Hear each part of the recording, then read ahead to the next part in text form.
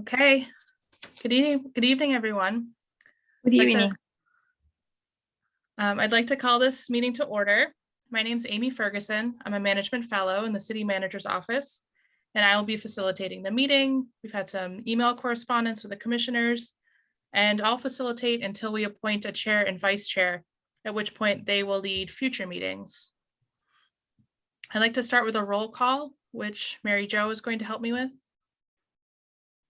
Hi, everyone. My name is Mary Jo Nunez. Like Amy, I am management fellow and I will be assisting her staff this commission. So for roll call, Commissioner Crystal Cancino. Present. Thank you. Commissioner Dr. Jasmine Flores. Here. Commissioner Nancy Garcia. Here. Commissioner Paula Claudine Hobson Cord. Present. Commissioner Arnold Junno. Present. Commissioner Alan Perez. Present. And Commissioner Carol Sanders. Present. Okay, thank you. Thank you, Mary Jo. Okay, I'll now share my screen. And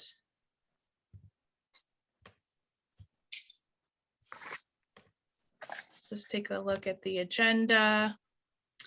So we started with call to order, roll call, agenda review. This is normally a time on the agenda to note if anyone would like to make changes to the agenda, which was sent out before 72 hours before the meeting.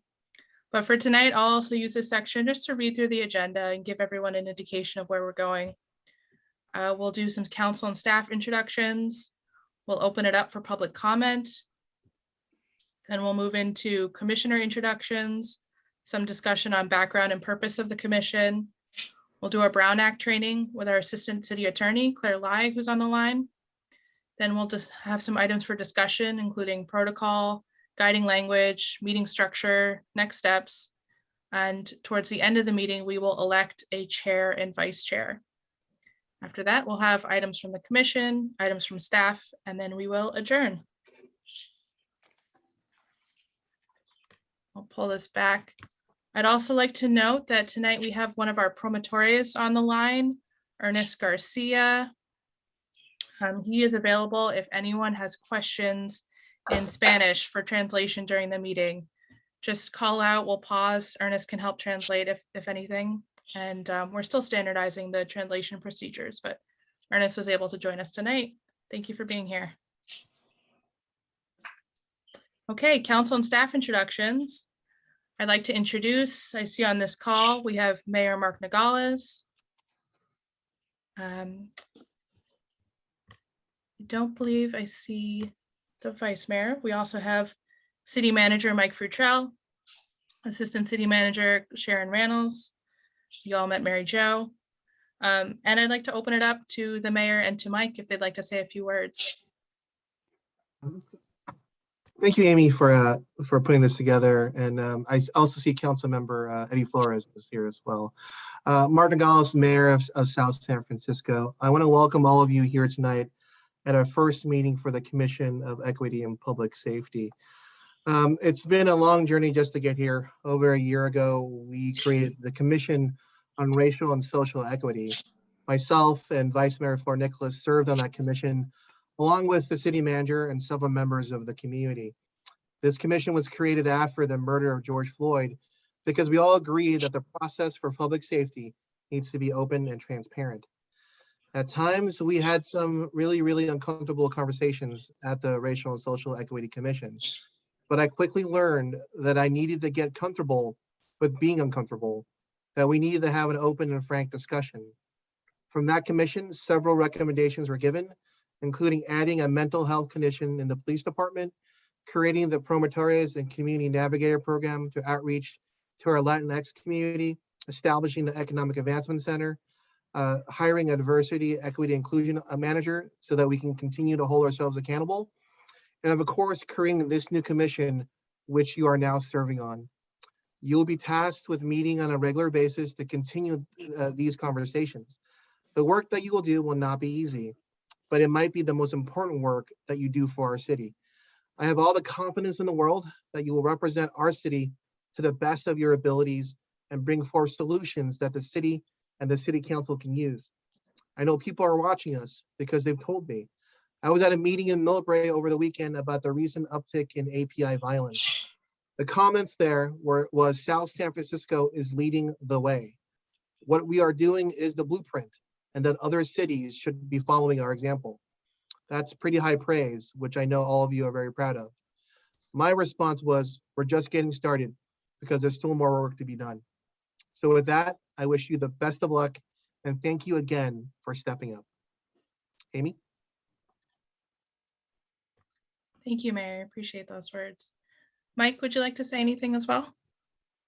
I would, but I do see Councilmember Eddie Flores and would, with your permission, ask if he wouldn't mind introducing himself, and maybe he has a few words before I get my turn. So thank you. Yes, thank you. Thank you, Mr. City Manager. Thank you, Mr. Mayor. Good evening, everyone. I am your council member, Eddie Flores. I am very proud to be able to be here in the first meeting of this wonderful new beginning of a commission, our newest commissioner here in South San Francisco. I don't want to be redundant. I think the mayor said it very beautifully and very poignant, but I do want to remind you that in every meeting, please ensure that you bring in your lived experiences, the diversity of thought, the diversity of perspective, the diversity of those that perhaps for one reason or another cannot be heard or have not been heard. Those are the important points of views that we want to be able to elevate and to lean in. And also know that this council, this mayor and vice mayor and this council fully, and of course, the city manager and city staff fully supports your work.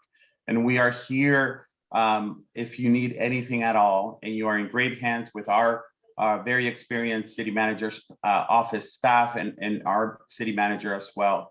Please feel free to reach out if we can be of any further contextual or historical knowledge or any connecting the dots for all of you. But I wish you much success in this new beginning of this commission. Thank you. And if I could, I think it speaks so well of the beginning that you have the majority of the city council here and senior city staff. Just says how much we value what you are doing.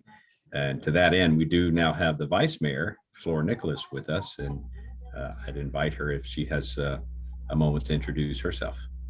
Sure. Hello, everyone. It is really a pleasure to see all of you and convening for this first meeting of the Commission on Racial and Social Equity. It is wonderful to see the diversity. I was telling Mike also when I saw the list of the people who are involved in this commission, there's a lot of women. And so I really think that there will be a lot of work that's going to be done and achieved. And the diversity also is very important. I echo the words of my fellow council members, the mayor and council member Eddie Flores, that we are looking forward to having the goals of the Commission on Racial and Social Equity materialized through you, that we understand that South City is an inclusive and equitable city, and let's continue to be doing that. So welcome to this first meeting, and for anything, please let me know if I can be also of service, like what council member and the mayor has also offered you. I'll be here to support you. Thank you. Thank you, Vice Mayor. And Amy, with your permission, if I could yield a little more of my time, I see Councilmember James Coleman has joined us as well. This is extraordinary to have this support from council tonight. James, I don't know if you wanted to say a few words. Yeah, I'll be very brief. It's a pleasure to be here, and it's great to see such a diverse commission here, for equity and public safety. And as a new commission, this really gives us all a unique opportunity to really shape the direction of what this commission will be and the impact that it will have on the community. So thank you so much, and I'm really looking forward to seeing all the work that we all will accomplish together in the next few years. Thank you. Thank you, Councilmember Coleman. I'm Mike Futrell, City Manager, and I am very excited to see this start. As the mayor mentioned, this has been counting 2 years in the making, and it was born out of lessons learned from the murder of George Floyd and COVID-19, where we saw that there were voices that were just not being heard. There was a disconnect between what we thought was happening from a city government view and what was actually happening in our community. I think one of the most unique things about this commission is your charge is very broad, because you can imagine that the issue of equity runs through everything we do. And I know council worked very hard to try to define what will this commission do. And I think in the end, they decided really equity goes through everything. And so it's up to you to decide what your focus will be, given the context of what's happening in our community today. And recognize too that may change based on circumstances and events as they unfold. So unlike, say, the Park and Rec Commission, which obviously is very focused on parks and recreation, or the Library Commission, which is very focused on the library, your charge is much broader and in that sense, much more difficult because you as a group will have to come together and say, here are the issues that we think are important today and that we would like to work on. The council, city staff who will be here to guide you through that process. And then once you find your legs, so to speak, we will be there to help make you as effective as possible. I do hope personally that this becomes a venue, a safe space for people in our community who, for whatever reason, may feel uncomfortable talking to government officials. And this provides a place where they can come and voice their concerns, their ideas, and through that, we'll have much better connection with city government and our community, which is the goal. That is definitely one of the goals. You'll hear more about the Promontory program. It's been mentioned already. I think that's been a huge success in that direction. So good luck as you move forward. It will be some work, but I think truly rewarding work. And I look forward to being on this journey with you. So Amy, back to you. Thank you so much, Mr. City Manager. I'd also like to note that our police chief and our fire chief have both joined the call as well. Police Chief Scott Campbell, Fire Chief Jess Montgomery. I'd like to invite, if either of you would like to say anything, feel free to say hi. Sure, thank you, Amy. Thanks for the opportunity. Hello, everyone. My name is Scott Campbell. I'm the new chief of police here in South San Francisco for about 5 months. However, I'm not new to South San Francisco. I have been the chief or an employee with the police department for the past 24 years. And I just want to say on behalf of the police department, I and my staff acknowledge the injustices and discrimination that has occurred throughout law enforcement for decades and decades. I'm also here as a new chief to ensure that our employees are well-trained, educated, and have the tools necessary to do their jobs in this day and age. We're not a stagnant department. We don't have all the answers, and that's why I'm hoping to get to know all of you and hoping that you all bring some great ideas and recommendations forward that we could adopt and overall make our organization one of the best departments in the Bay Area. So thank you all.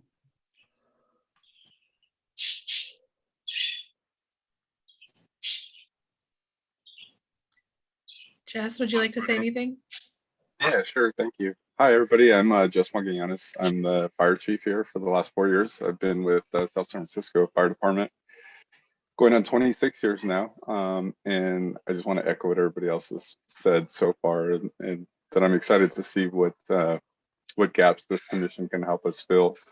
And I'm very interested in learning and being a part of this, the future of this city and the goals that we're setting. So thank you, council. Thank you, commission. And that's all I have to say. Thanks all. And one final one. I'm so excited you get to meet all these people too, especially if we're making recommendations across city departments. But we're also joined by our HR director, Leah Lockhart. Hi, good evening. My name is Leah Lockhart. I'm the Human Resources Director here for the City of South San Francisco.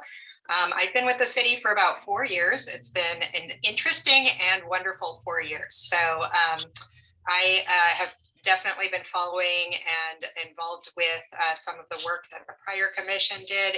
And my role in the city is really to support our employees as well as give them the resources and tools that they need to support our mission and to ensure we have equity and services across the board that are serving the needs of our community. So as part of that, I'm going to be joining these meetings and listening, learning, understanding from an internal perspective of what we can do better as an employee community. So really looking forward to hearing from all of you and moving through these meetings. Thank you. Thank you, Leah. Thanks all. Okay, I'll hop back on the agenda. Next up is public comment. This time for public comment is for any comments that are not about an item on the agenda. If anyone in the public would like to make a comment about something on the agenda, they can raise their hand when we get to that portion. See, I'll read the slide. Members of the public are invited to virtually raise their hands to join the queue to speak. One person at a time will be unmuted and invited to speak, then will be muted again. To virtually raise your hand, if you're in Zoom, click the raise hand button at the bottom right of the window.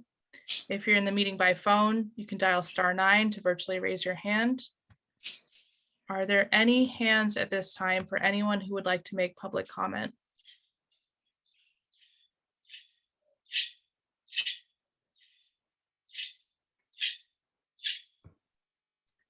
Okay, I'm not seeing any public comment. Again, feel free to make a comment on an item on the agenda. And now I'd like to transition into matters for consideration by the commission. So bear with me one moment, I'll share my screen.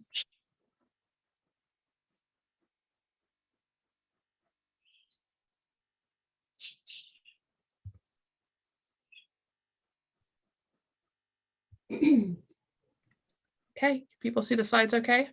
Yes. Great, thank you. Okay, I would like to start with some commissioner introductions. I think it's important you all get to know one another. So I've placed some guiding questions here in the slide, but please feel free to share what you like and to ask one another questions. The questions I have for you tonight to get us going are, how do you describe yourself and your identities? Do you identify as a person of color, queer, disabled, or any other identities? Another question is, what is your background and expertise? What do you hope to bring to this commission? And what would you like to see this commission achieve? So are any of our commissioners feeling brave and ready to step up and kind of introduce themselves a little bit? And me, Nancy. Okay. Thank you, Nancy. I am read because I read, I answer all the questions, but I make notes. Okay. My name is Nancy Garcia. I am from Venezuela. I came to the United States 20 years ago. I am married. I have 2 children, Gabby and Norm. I work as housekeeper. Since I came to the United States, I have been doing good things to improve my personal growth. I went to College San Mateo. I took English class for 2 years and accounting class as well, but I didn't finish. I received 3 certificates. I worked as volunteer at a Spruce School for 2 years in my son's classroom. Also at South San Francisco High School. Now I am in charge of the Alta Service Kids at also Catholic Church for almost 4 years. I am minister lector as well. I am no limited person. I like to explore new things because it's important to know other things besides your knowledge. I like to be friendly, responsible, punctual, honest, helpful, follow with rule, communicate, and respectful. I don't like to be involved in many things. I believe it's more better to do few good things than many things not so good. I think that we can do whatever we want if we persevere to get our goals. I respect people no matter race, gender, education, social status, religion, ethnicity, and so on. I don't feel expert, but I like to work with numbers and take new challenges. I hope to bring to this commission a lot of help to the community of South San Francisco with mental health problems and their families as well. Bringing my own experience with my husband, with my son. They are mental ill. I would like to see that this commission will bring some way to be a voice for many people who suffer mental illness and has been treated as criminal. And I totally believe that jail is not the place for an individual who is mental ill. Thank you so much, Nancy. I really appreciate you sharing all of that. Anyone else like to go next? Sure. Hi, Amy. Oh, go ahead. Go ahead, Arnell. Oh, thank you. If I spoke over you, I apologize. So good evening, everyone. My name is Arnold Junno. I want to thank all the council members and city managers, HR director, and both the police chief and fire chief for joining us this evening. I'm pretty excited, kind of nervous, looking forward to what we can do collectively as a commission. Just a little bit about myself. Born in Daly City, but raised in South San Francisco. So been here pretty much all my life, with the exception of about 8 years when I was in the military, served in the US Air Force, was honorably discharged, and then spent a couple of years in Pacifica, and then came right back to South San Francisco, where I call home, where I've always called it home, and now am home again. So as I mentioned, I'm a veteran. I am a father of 2 young children, both of them going to public schools here in South San Francisco, or as I think many of us call it, South City. I'm of Asian descent, Filipino American, proud Catholic, and I actually have a disability. It's although you might not see it, but kind of goes hand in hand with what we're trying to accomplish with this commission. So I do have a disability. The way I work, or I guess my work style, is I'm hardworking, I'm dependable, and quite resourceful.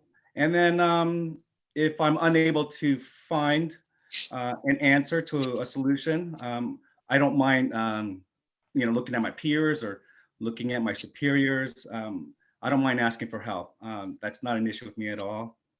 The expertise I bring, I suppose, is that I've been working with the government. So I'm a civil service employee, currently with the Alcoholic Beverage Control, where I help applicants and stakeholders acquire their liquor licenses and ensure that they are following all the laws, rules, and regulations that come with the privileges of a very important license. I suppose what I have to offer, perhaps a little bit hard to see now because I'm a little nervous, but I will bring a lot of enthusiasm and passion to this group once I find my little niche here within the commission. That I'm confident of. I will definitely bring that to the table. As a group, as a part of this new commission, I hope and pray that collectively we can enhance the quality of lives of all our residents, regardless of race, color, religious preference, social status, just the whole 9 yards. That's what I hope we can do as a group together. So again, thank you for giving me a couple minutes of your time to share that with you. And again, I look forward to building relationships with each and every one of you as we move forward with this commission. Thank you. Thank you, Arnell. Was Carol ready to speak? Sure, yes, I was gonna throw my hand in. Hello, everyone. My name is Carol Sanders.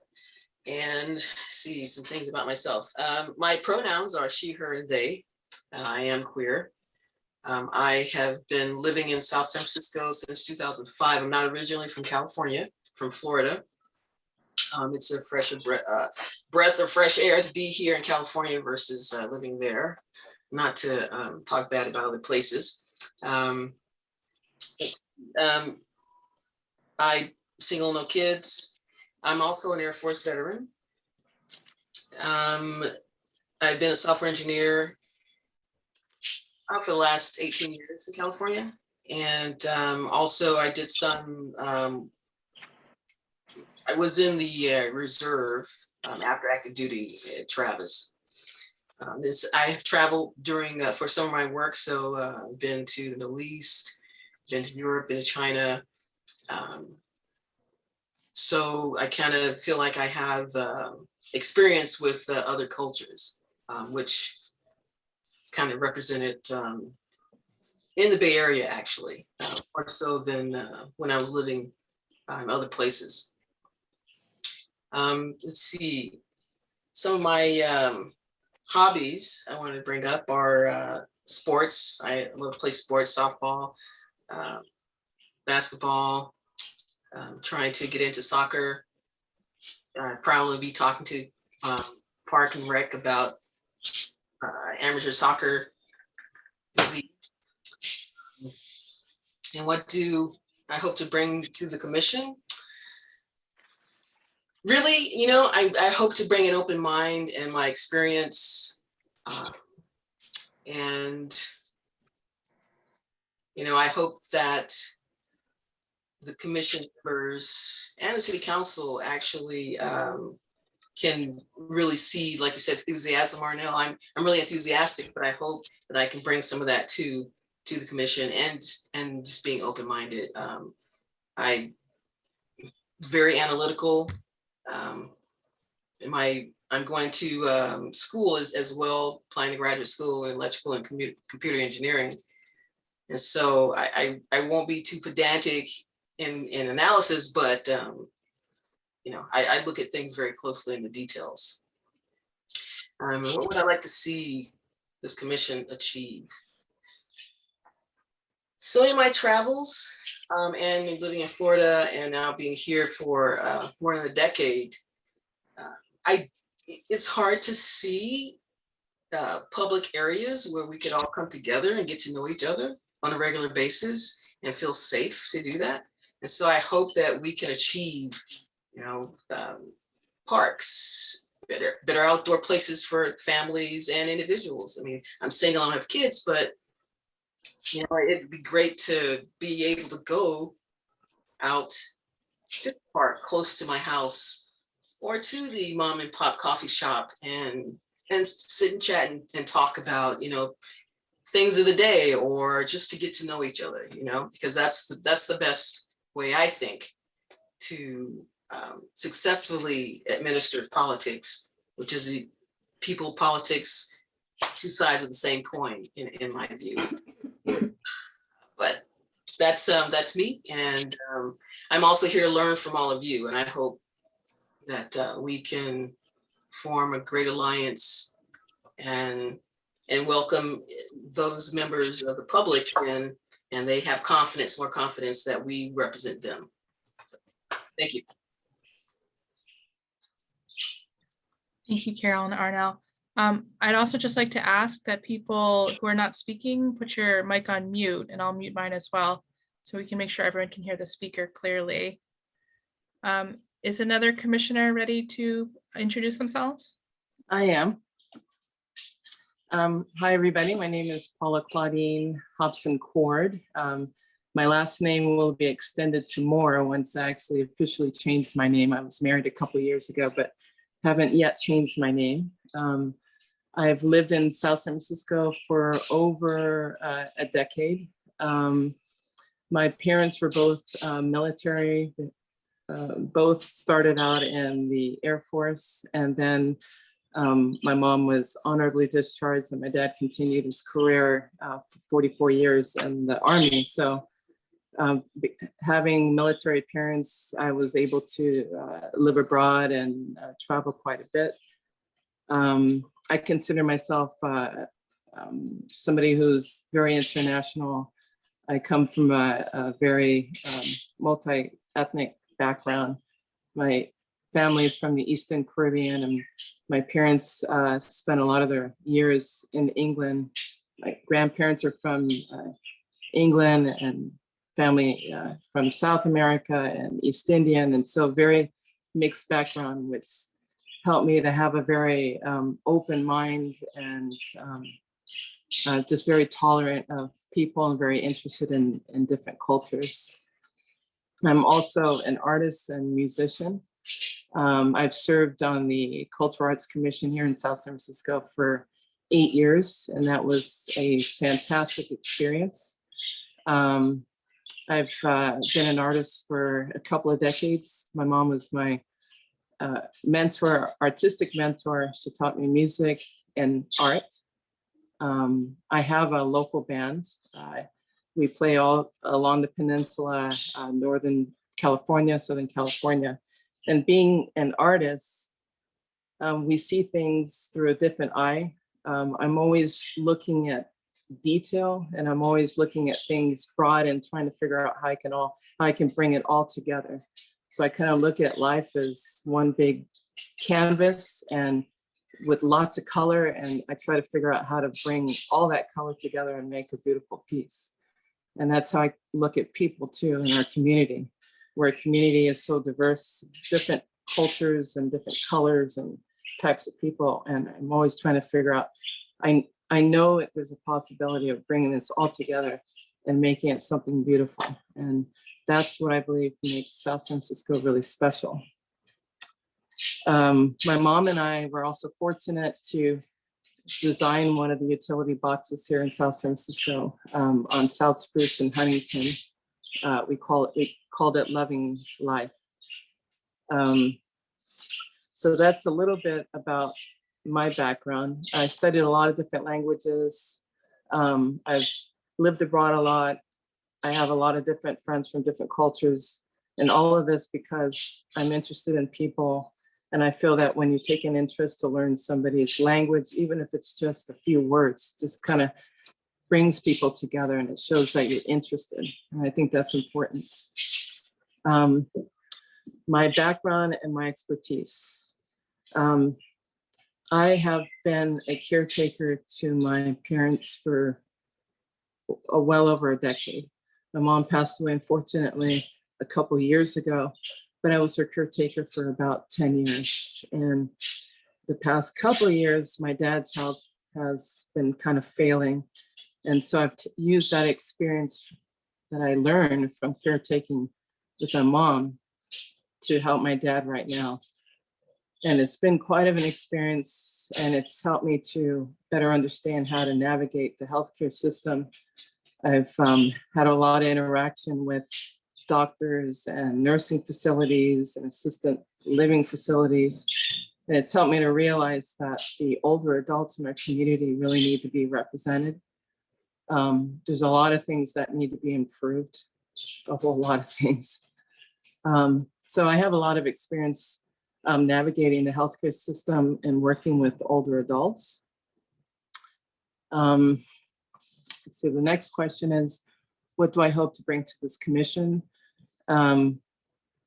As I said, I've been a commissioner for 8 years, and I felt like I brought a lot of energy, and I'm excited to be a part of this commission. And I want to bring all that energy to help improve the quality of life here in South San Francisco. In particular, making sure that having healthcare is not just a gift, but something that all of us can have, because it's something that we all need. And the last question, what would you like to see this commission achieve? I would just like to see that we find ways to make all these resources that are necessary for our citizens here in South San Francisco available and to make sure that our citizens are aware that we're here for them, that they're not unrepresented, that there are people and there are places and are things that are out there for them in our city that can help improve their lives. And I'm just really excited to be part of this new commission. It's a huge change from the Cultural Arts Commission to the Equity, Racial and Safety Commission, but it's something that I'm ready to take on. And if it's going to improve our city, I'm excited and I'm here. So thank you for having me. Wonderful. Thank you so much, Paula Claudine. Is anyone else ready to introduce themselves?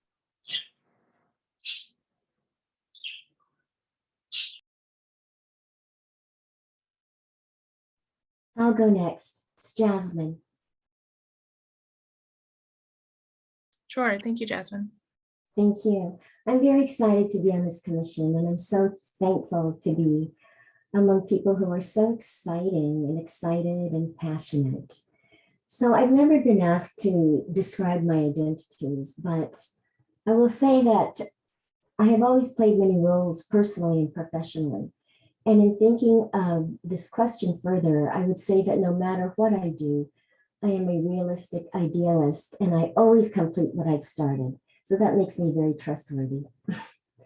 My background and expertise, I, like some of you, were raised around the world. I was a Navy brat. And I loved living in different parts of the world, learning different cultures and languages as a child.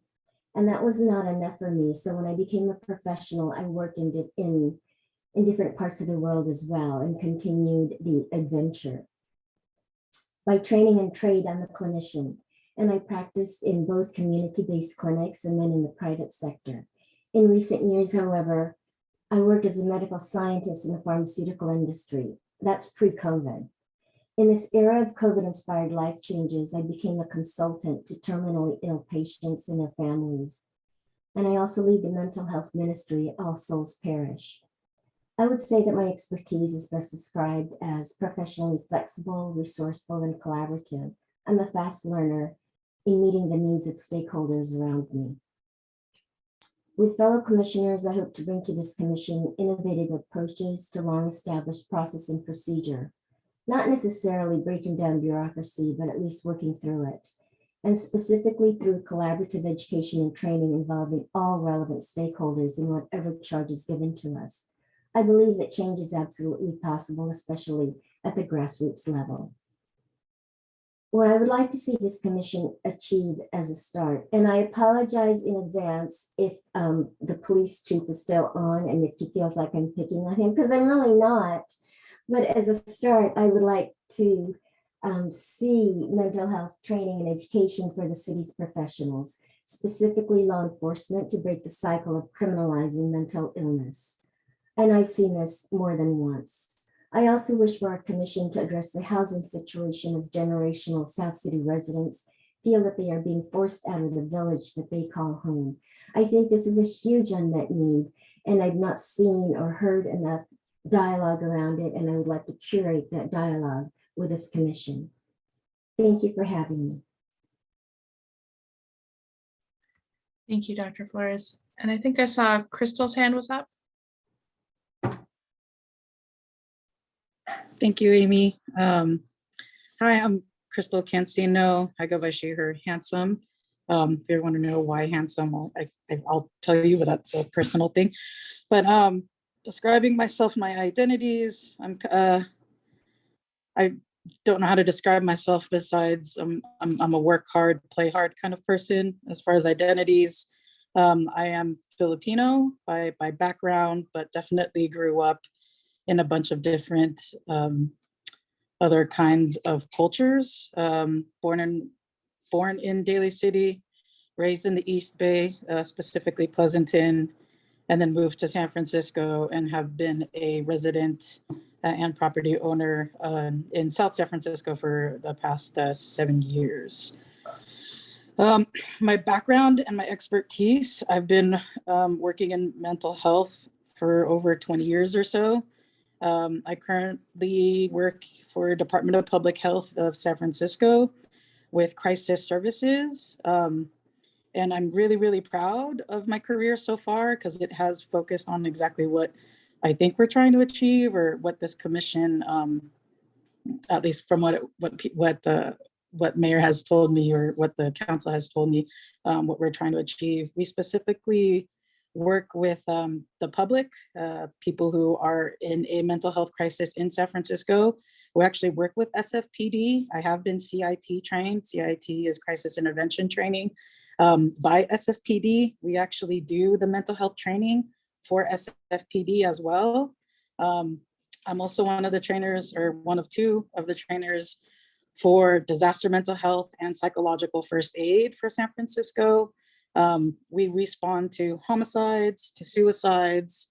We respond to any kind of critical incident, which could be any of that. If there's a shooting or stabbing, we provide the mental health services for those individuals who are a victim of crime. And we also, again, respond to the disasters. So anything from the earthquake to a fire to an airplane crash to some kind of disaster. And we've gone as far as Puerto Rico. So that's kind of my expertise in a nutshell. And it is my regular job that I do about 60 hours a week. Other background, I am also an LGBTQ commissioner with San Mateo County. I'm also part of the Filipino Mental Health Initiative, which I think some of the members here on the call know about, and know about the great things that we've done with that initiative, specifically in Daly City, which is, we've been approved to create and have been funded, and we're trying to break ground this next year, a Filipino culture, a culture center. So we're really proud of that. Just kind of going through my notes. The things that I kind of want to bring to the commission is obviously that, again, my background is in mental health. I work with law enforcement every single day. I'm side by side with the police, and, you know, we have a really great relationship. And I think that's something I really do want to see in South San Francisco, the city that I love and the city that I try to do a lot of my civic duty in. So I do want to bring that. I think I have like a different perspective. I respect everybody's, what everybody has said so far, and maybe have like a different perspective on things, especially working in the field and seeing human beings in their worst condition, and what kind of resources that entails, or like what could be helpful for people who are in those kinds of conditions. The things I want to see the commission achieve is I want to see more people involved in civil duty, in creating city policies.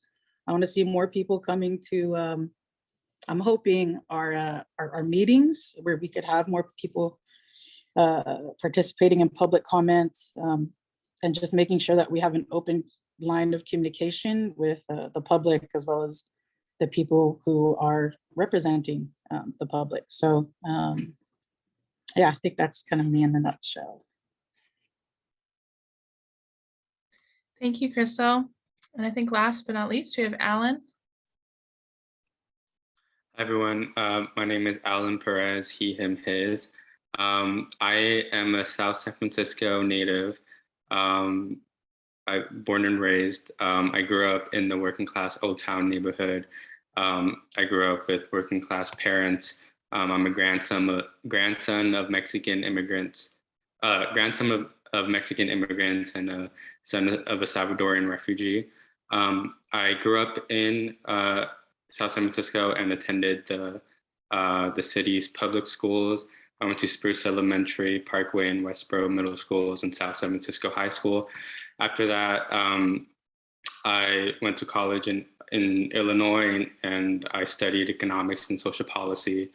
And then after that, I worked with education and policy research in Massachusetts and Rhode Island. And now I'm back working at the California Policy Lab at Berkeley, doing public policy and education research as well.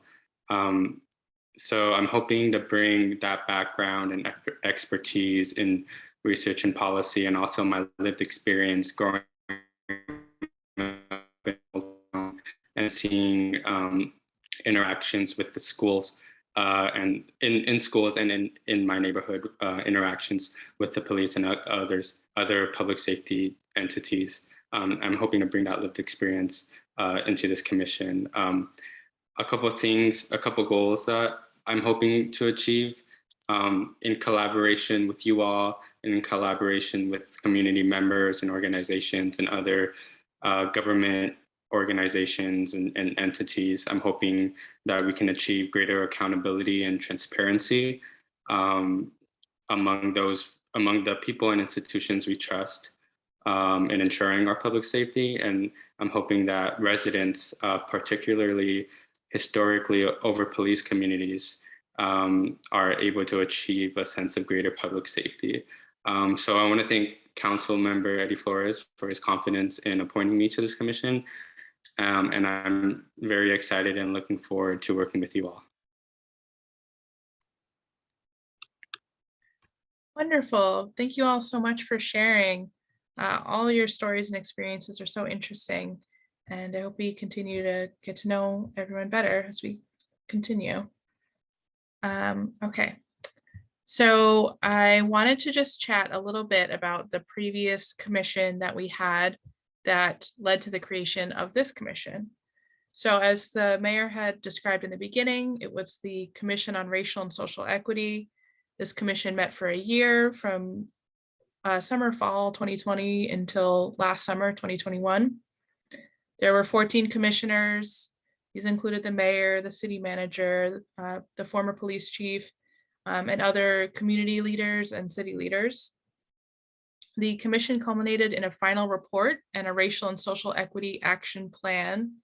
The action plan had been sent to you as part of your materials.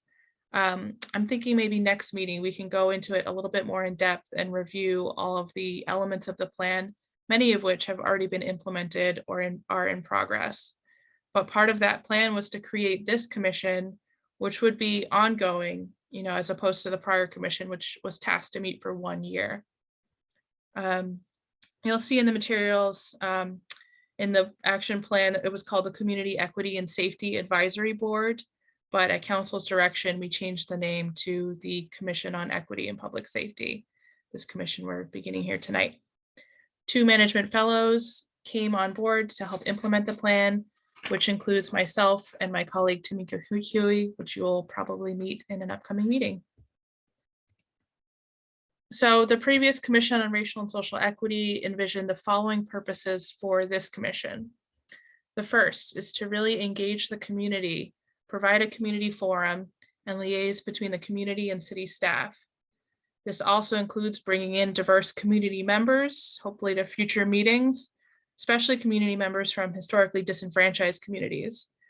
We can discuss a little bit more later in the agenda, this idea of bringing community members into these meetings. I wanted us to kind of get our bearings first a little bit before doing a lot of outreach, but that is one of the envisioned purposes, for this to really be a safe community space for these conversations. The second major function of the commission is to make recommendations to further equity and safety across city government.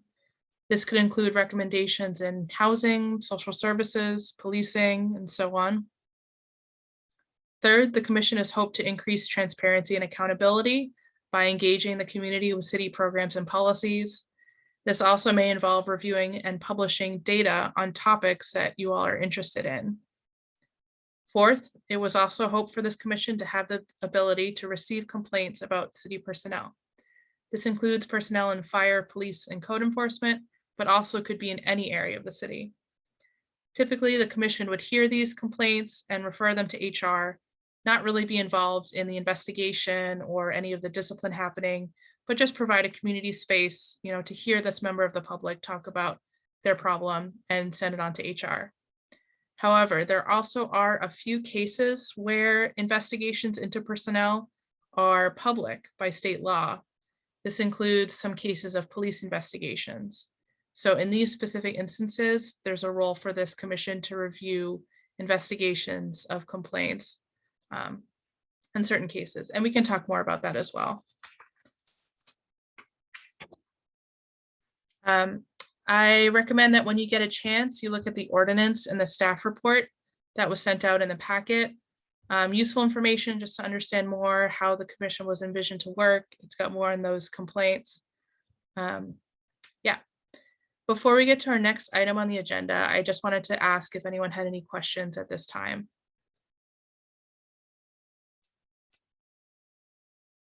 Okay, not hearing any. I'll keep going. Feel free to bring it up later if it comes to you. Okay, now I'd like to turn it over to our Assistant City Attorney, Claire Lai, to go through a training on the Brown Act. Thank you, Amy. And good evening, commissioners, city council, city staff, and members of the public in attendance. My name is Claire Lai. I'm an assistant city attorney with South San Francisco, and I'm joined by my colleague, Shandon Piers, who's special counsel and also a member of the city's legal team.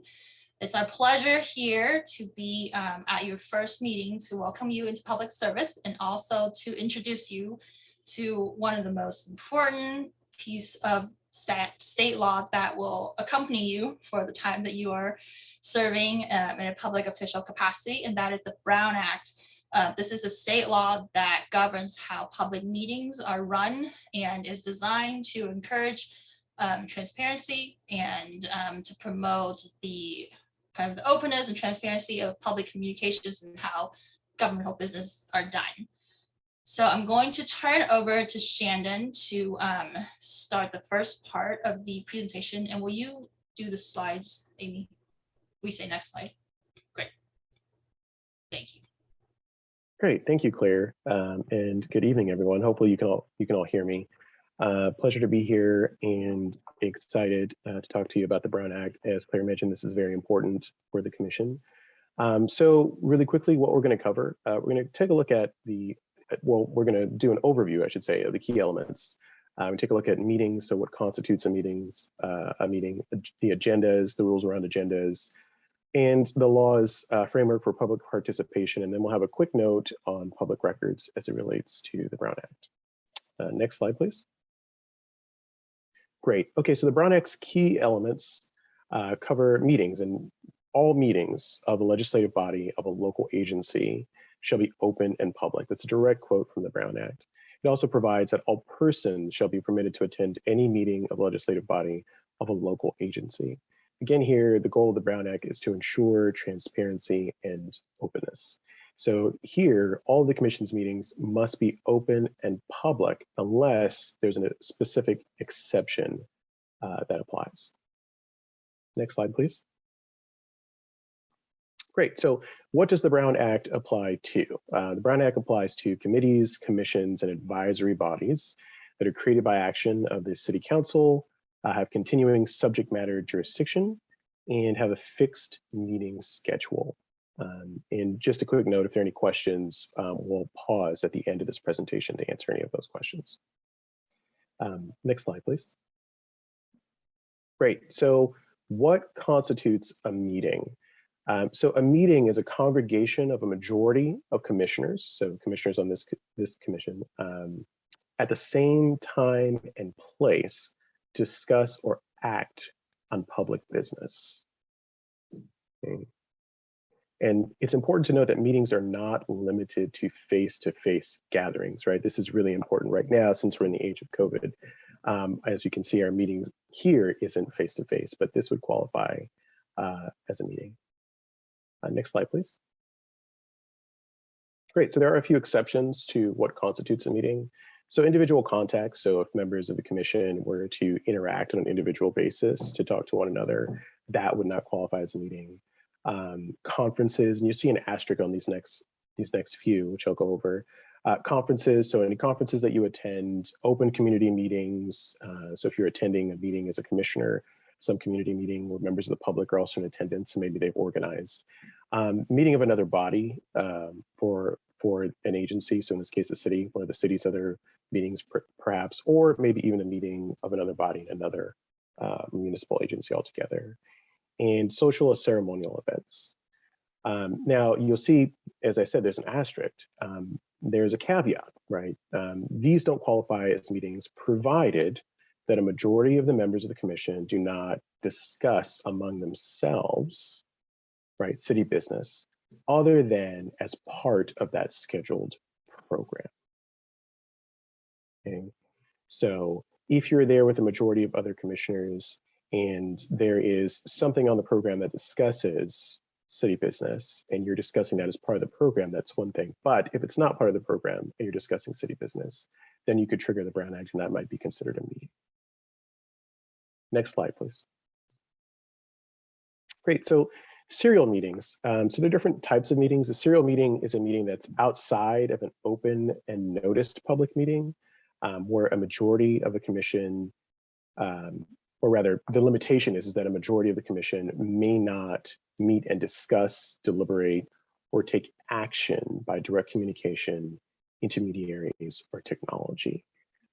So that's a mouthful, so we're going to break it down a little bit for you. Next slide, please. Okay, so here are two types of serial meetings. We have the hub and spoke type, and then we have what we call the daisy chain type. So the hub and spoke type of serial meeting is characterized by a staff member or a commissioner who serves as the hub, communicating with other members of the commission, the spokes, one by one for input on a proposed action. And this is an issue with the Brown Act because during the process, members' positions are revealed to each other. And you may essentially, as a body, end up discussing city business through this method and possibly making determinations. So in the daisy chain, that happens where there's a chain conversation that results in a quorum discussing and taking action. So if one commission member were to approach another and have a discussion about city business, so city or commission member A were to approach commission member B and have a discussion, and then commission member B approaches commission member C and has a discussion about the same topic. That's where you may have implicated the daisy chain serial meeting and could potentially trigger the Brown Act. Next slide, please. So in the age of social media, and of course, in the age of COVID, there's a lot of things that are happening online. The Brown Act was recently amended, and by recently I mean about 2021, to incorporate and clarify some of the rules and applications of the Brown Act to the world of email, text, and social media. So what you want to be on the lookout for is sort of doing that reply all when responding to emails or text messages and copying all or copying other commissioners. You might be creating a situation in which you're engaging in a serial meeting if you do that. Besides, it's 2022, so reply all is considered by most bad etiquette, right? And then also social media blogs and forum. This is where it gets a little trickier. And so the thing to remember here is that commissioners may not discuss or respond directly to any communications posted online by other commissioners regarding a matter within the commission's jurisdiction, right? So if a commissioner were to post something that was within the matter or regarding a matter that's within the commission's jurisdiction, and you go on social media and you press like, or you post an emoji, right? Some sort of reaction, that could potentially be considered a serial meeting, especially if enough commissioners are doing that. So it's something to be on the lookout for. I know many of us are engaged in social media, and it's a way that commissions engage with the public. Next slide, please.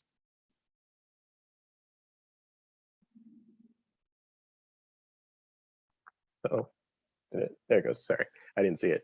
All right, so teleconference meetings, again, very, very apropos given the circumstances that we're under. So traditionally, teleconference meetings have certain requirements under the Brown Act. So a quorum would be required to meet actually within the city's limits. So you'd actually have to meet within the limits of South San Francisco, even if you were not physically all within, one meeting room. A notice must be posted at each location where a commissioner is calling in from. So If a commissioner is calling in from a hotel in one case, another commissioner is calling in from City Hall in another case, there would need to be notices posted at each of those locations. Okay. In addition, each call-in location must be listed on the public agenda and accessible to the public. The public must be able to attend, listen, and participate / provide comments. And then all votes must be by roll call. Again, things have changed. We are in the age of COVID, and so there's been a change in how teleconference meetings may be conducted under the Brown Act, as we'll see in the next slide here. Next slide, please. Great. So AB 361 comes along, and this was signed into law in September of 2021 and will be law in the state of California until the first of the year in 2024. And so what it does is it relaxes some of the restrictions that we just talked about. Okay? And that the relaxation of those restrictions really only lasts during a state of emergency as proclaimed by the governor of the state of California.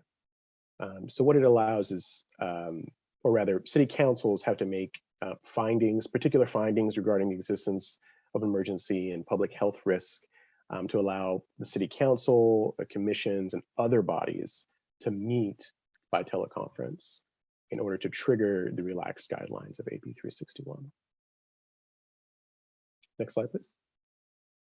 So what does AB 361 do? What does it actually relax? So it relaxes some things and not others. So you still have the same notice and agenda requirements, except that you must provide instructions for participation. So that you must provide instructions to the public as to how to participate in the teleconference meetings.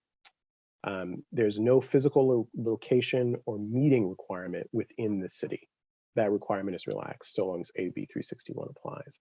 But the commission must allow the public to participate by phone or internet. And diving a little bit deeper into that, the public, or rather the commission, may allow submission of comment prior to the meeting, but must allow real-time participation by members of the public. In addition, the commission must provide reasonable time for public comment and registration.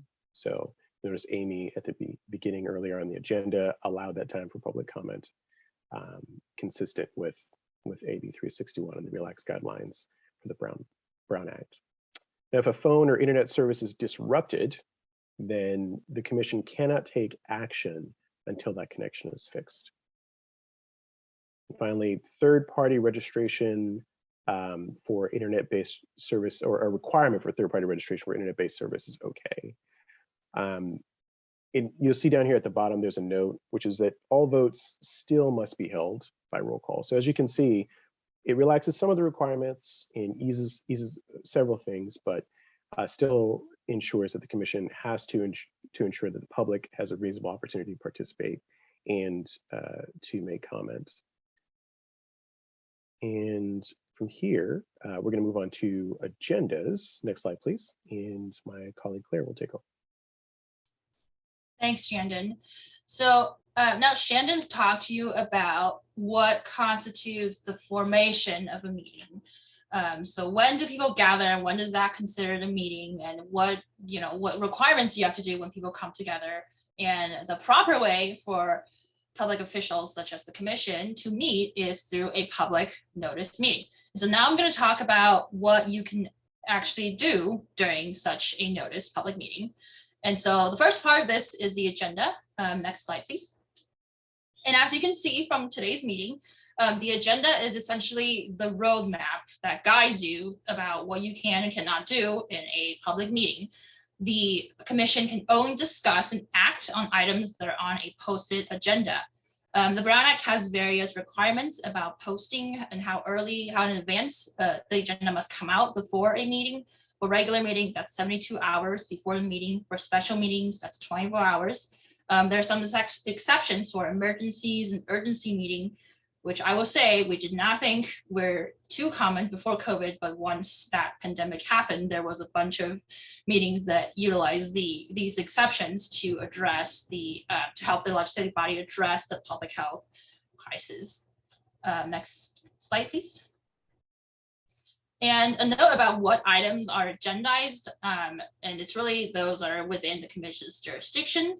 And as our city manager has spoken about at the start of this meeting, the city council has gone through a lot of efforts to craft what's the scope and purview of the commission, and that's contained in the enabling ordinance. And so that kind of describes what the commission is tasked with reviewing.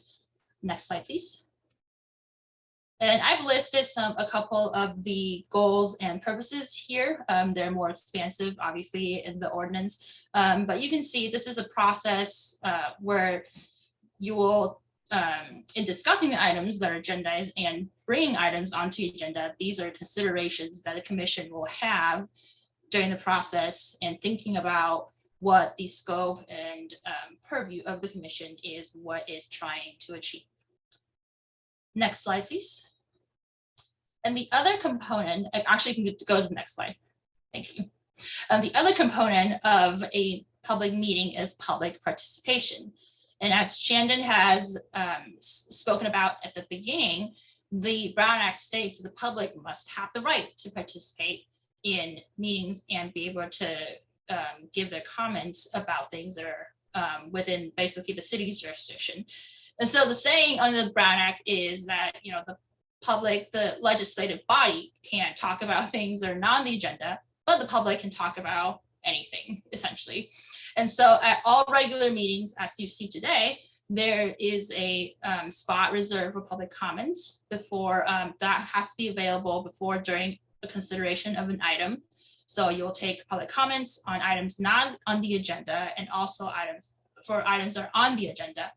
And it can be anything about the city's operations, anything that's within its jurisdiction, even if those things are not on a specific agenda. It's just that the commission cannot talk about them or act on them if they're not on the agenda. The commission can only direct staff to put it onto an agenda next time for discussion.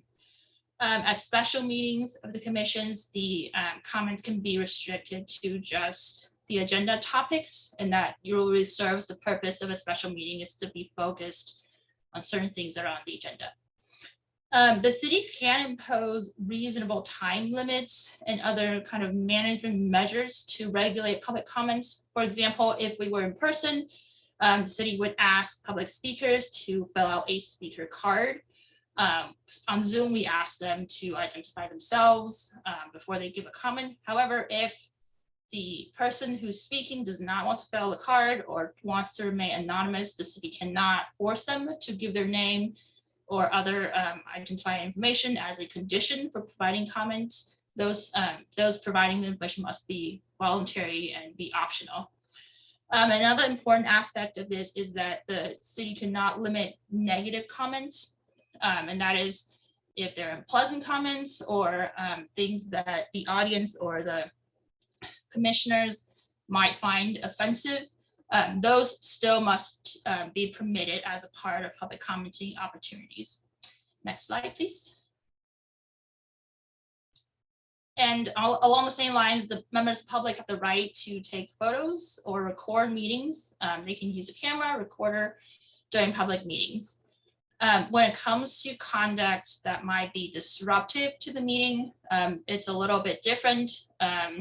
Normally, as I was saying, speech and body language that's offensive to the legislative body or to members of the audience must still be tolerated if you can still go on with the meeting. The conduct must be actually disrupting a meeting to the point that, you can't, because you're talking so loudly over everyone and nobody can hear anything, or you're making such a noise that the meeting can't go on. And that's the point where, the legislative body can either take a recess or can try to warn the person and eventually have them escort out of the meeting, but that's a very high bar to ask somebody to actually leave the meeting. Next slide, please. So we have some hypothetical questions just to kind of refresh everybody's knowledge at this point. And the first one goes like this. During the public comment time for items not listed on the agenda, a speaker requested that the commission review a parking plan proposed for a nearby project in the traffic lights that the developer is going to construct. So the commission discusses the project and whether the number of parking spots are enough and voted to propose an alternative parking plan. Is this a Brown Act violation? Go to the next one. I don't think so. Actually, it would be a violation because the commission has taken action on an item that was not noticed on the agenda. Because the prompt said that the comment came from a section of the agenda, whereas 4 items that are not on the agenda. So presumably this item was not on the agenda and the commission can't discuss or act upon. Again, you could refer it to the next meeting. You could ask staff to please put it on the agenda for the next meeting for discussion. And this is kind of echoes what I was saying before about considering what the commission is going to achieve with the scope and purview of the duties that it's been tasked with. And so that's always a consideration that you will have when these discussions are going on, if the item is on the agenda. And next slide, please. Okay, the second hypothetical, a commissioner emails a newspaper article about an upcoming agenda item to the rest of the commission. And the commissioner indicates support for the agenda item based on the article. And then 3 members respond back to the email saying that they also support it and the information was very helpful. Was this a Brown Act violation? Does anyone want to take it? I think so. I think so. Yes. Next slide, please. Yes, and the commissioners participated in a discussion of the item within their jurisdiction because it was on the agenda and that was not noticed, open, or public. And so this reflects what Jendon was talking about before with respect to reply alls and kind of the daisy chain serial meeting situation. And it's very easy for something like this to happen. So reply all, it's highly discouraged if you're trying to talk to city staff or your fellow commissioners. It's very we just advise that you don't do that. Next slide, please. And just a note about what happens if the Brown Act's provisions are violated. There could be, if the decision was made and there was a violation of Brown Act, that decision could be nullified, it could be voided by the court. Willful violations, if you do it on purpose, you can be assessed criminal penalties, you could be prosecuted criminally.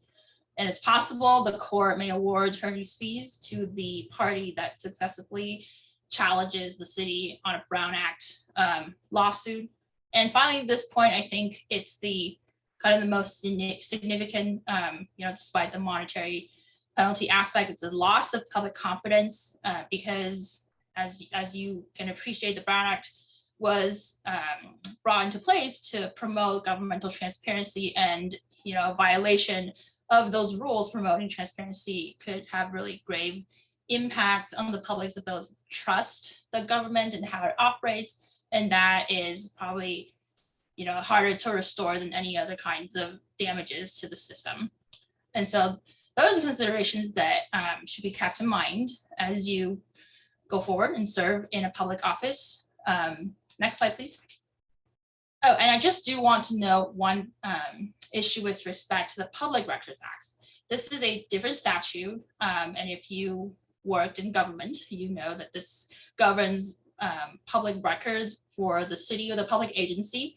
And I like to think of it as kind of a balance between transparency and privacy, because it kind of, because cities will have some private records, but also city records are supposed to be open and accessible to the public. Next slide, please. And so you have this rule that everything in the city's records, unless it's exempt specifically, is a public record. Everything, so every city record, unless it's otherwise exempted, is a public record, regardless of how it's kept. If it's electronic or in paper form, they're open and public, and they're subject to public review during office hours and payment of public or copying costs if applicable. But the point I wanted to highlight is that this rule covers not just city records, but also communications that you may start, and that may be going through you as a commissioner for the city, because there's case law that's very clear about emails and text messages about the public's business on personal phones, devices, or accounts are also considered public records. And this comes out of a case from the city of San Jose, where the California Supreme Court decided that the city staff and officials in emailing and texting about city business on their personal cell phones and email accounts have to produce those records because they're public records. They're not private just because they're on personal devices and accounts. And so that's also something to keep in mind as you begin this journey as a public official for the city. And next, please. And that concludes our presentation. We're happy to answer any questions. I do have a question pertaining to email communication. Does that mean that if incidentally public information is discussed on private email, that your email account could be subpoenaed if there's a lawsuit?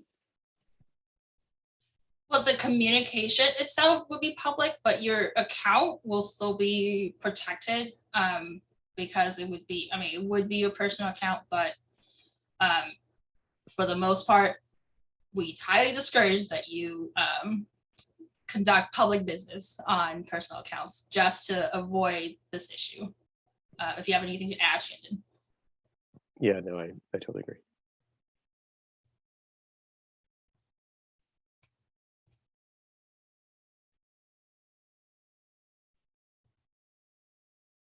Anyone else have a question? Arnell, do you have a question?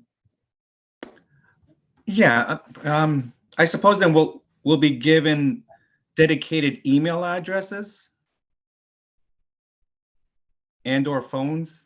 I mean, as I mentioned, I work for a state department, and so I have a dedicated email as well as a phone. Is that something we can expect also as a new commissioner with South City? Amy, I'll jump in here to comment on that. Hi, everybody. Sharon Reynolds here in the city manager's office. We do not assign commissioners email addresses with a city address. You're sort of considered a vendor. So when you guys get your stipends, they go through our purchasing office. It's not really a payroll thing. But what many commissioners do is they set up their own email account with a, separate just for receiving agendas and just they conduct it that way. Email alias for your friend. Right. So you might have one that's like Carol Sanders, commissioner at SS, at your, however your server is, so that you can just kind of sequester or separate out just those commission related commit your agenda and your packet. And if the attorney's office has anything to say about that, let me know. But that's just a practice that I've seen other commissioners do, is just to create an email account that just only for commission business. And the commission business would really just be receiving your packet and your agenda for the most part. Yes, that's correct. That's what I was going to add. And I'll just say that the city will have, it does have a procedure in place about, searching for records that may be public on your personal devices. So to the extent that, you have those information, you'll be asked to search for them in case there is a request for records relating to that communication, but, your devices will remain intact. But that's just something that you should be aware of. Any other questions?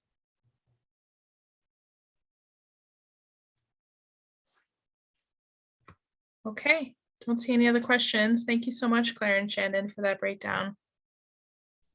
Thank you all so much. Thank you. Pleasure to meet everyone. Okay, so clearly there's a lot that goes on that structures how a meeting happens and what needs to happen in the meeting. Please feel free to continue to bring questions forward at any time if you're ever wondering, hey, does this trigger the Brown Act? And we can talk about things like that too as we go. Some other protocol to note, especially, I know some of you have served on other commissions and are probably pretty familiar with the processes, but others may be newer to some of these. So I just pulled out a couple of the main processes, I think, for meetings. So as I had mentioned, the chair will run the meetings. After we elect the chair at the end of this meeting, there'll be the meeting facilitator and structure and run the meeting. As Claire had noted, we have to stick to discussing items on the agenda. If there is an item that you'd like to discuss, you can bring it up to add to the agenda for the next meeting. And I think you can also tell the chair or myself if between meetings, if you'd like to add something, you can send a message. Lastly, decisions on action items are made through a motion, a second, and a vote. So when it's time to do an action item, someone will need to propose a motion by saying, I move that we do such and such. Someone else has to second the motion. And then there's a roll call vote on whether to take the action item. Okay, next I wanted to share with you all some guiding language from the previous Commission on Racial and Social Equity. I think this might yield some good discussion, some good direction for future meetings. And it might be good to get aligned on some of these things before we really dig into the work. So I'd like to present some of the guiding language from the previous commission, and it's up to you all whether you like any of these, would like to keep them, adapt them for this commission, make edits. If you wanted, we could form a subcommittee to look at them or continue to discuss in a prior meeting. So I'll just introduce them now. I would love to ask as we go one by one, if anyone has any feedback, if they'd bring it up at that time, so we can discuss each one of these as we go through. So the language I'll present first will be the mission from the previous commission, which is also akin to the purpose of the commission.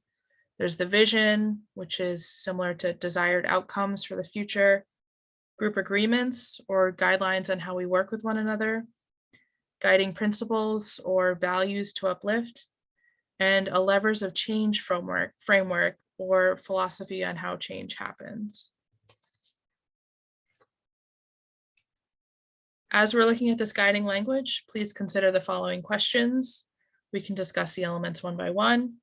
The questions are, do you like any of this guiding language?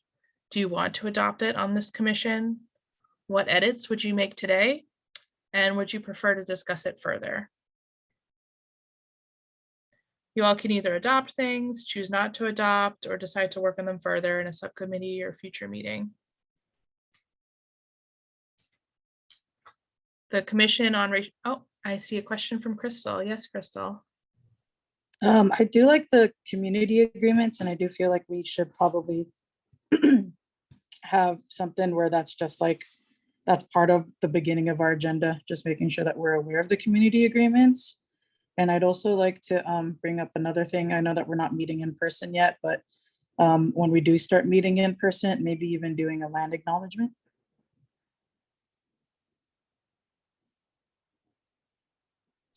Thank you for these suggestions. That's great. Anyone else have something that's on their mind? Okay, we'll keep going. Just feel free to raise your hand at any time or just speak up. So the Commission on Racial and Social Equity adopted the following mission or purpose for the commission. It reads, the South San Francisco Mayor's Commission on Racial and Social Equity aims to proactively advance equity in the city's internal and external processes, as well as to recommend policy and program changes to overcome institutional inequities in education, policing, healthcare, including mental health and addiction services, and other social services. The Commission recognizes that each of these areas has a direct impact on the other. They are interrelated, and there's a need to develop solutions to address each area of concern. So sorry if I went through that a little bit quickly, but what do you all think? Is there something interesting in here that you'd like to adopt? Would you make any changes? Open to feedback.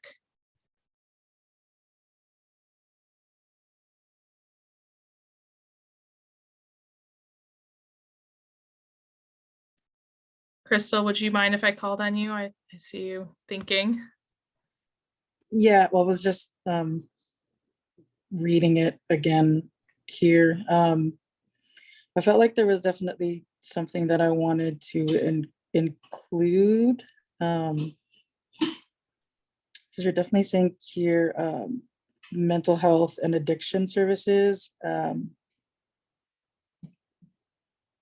I think other social services also like includes it. But when it comes to me, because it is a certain little piece, little slice, I'll make sure that I say it. I'll make sure that I communicate that.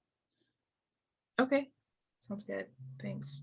Amy, I think I would like to add housing to that. Mhm. I would like to add housing above where it says institutional inequities in education, policing, healthcare, housing, and other social services. Mhm. Great, thank you for the recommendation. It seems like there's a lot of overlap in people's interests with policing and healthcare and mental health issues. Anyone else have thoughts? Do they like this mission? Would they want to go in a different direction?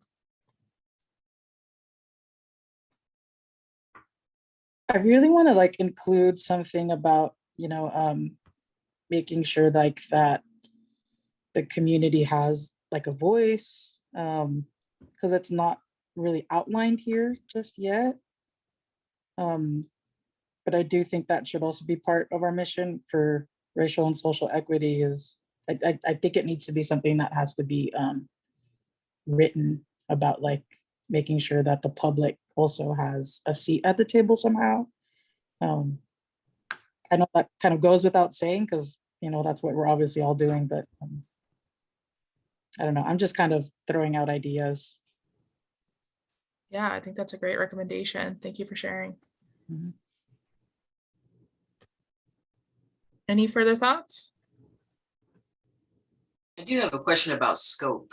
I know this is all centered around the public. But one thing that is not talked about is how companies in our community affect the community.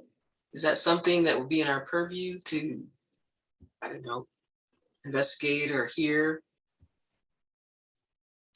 Could you say a little bit more about what you're envisioning?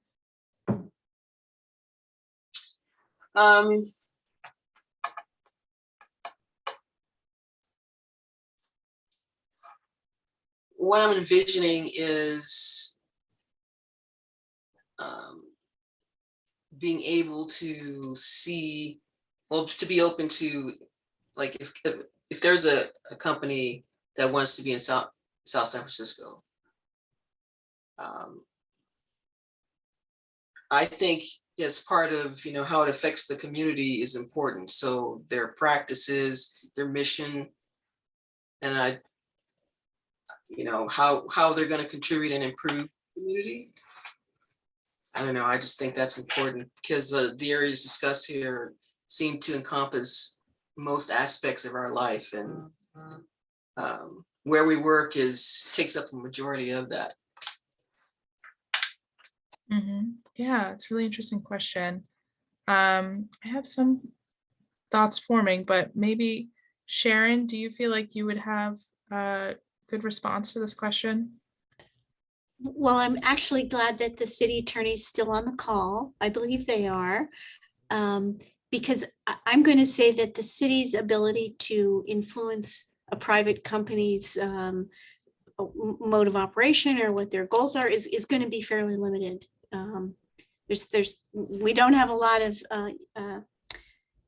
agency over private inner workings of private companies in terms of, what change do you actually think you're going to affect? There could be a policy statement, or the commission could make a recommendation, and we could certainly reach out to private companies. But I would say that as a city commission, there is a bit of a dividing line between public and private, and there will be some limitations on how much influence we would have over a private company or vendor. I'll bring up a particular example that I noticed. I used to be able to drive to Oyster Point, the shore line, and there was places for the public to be. But now when I go down there, there's lots of industry, and they've taken it kind of away the access, and there's a few parking spaces, right, to be able to see and get to the shoreline, to the trail. And so I just kind of wonder, what influence did the city commissioner have in that coming to fruition? I see Mike has his hand up, so Mike may have a thought on this. I do, and for whatever reason, my camera stopped working, so I'm going to reboot after this. But I did not want to miss this this conversation. Carol, this has really got wheels turning, and particularly that example that you just gave. We do a lot in terms of zoning and development and requirement for development, and I think that needs to really have a social equity lens put to it, so that certain neighborhoods aren't, as has been done in the past, saddled with all of the ugly stuff, and other neighborhoods are not, or access, as you described, is reduced. So I do agree with Sharon. It would be difficult for us to get into the inner workings of a company and what they do, although there might be something there, but certainly how they interface with our community. It would definitely be something I'd like this body to look at, and that can influence. We have a lot of building going on, as you note, and we need to make sure that there's an equity lens placed in front of that. So I do appreciate it. Let's add that to the list. And I'm going to reboot in hopes that my camera starts working. So I'll be right back.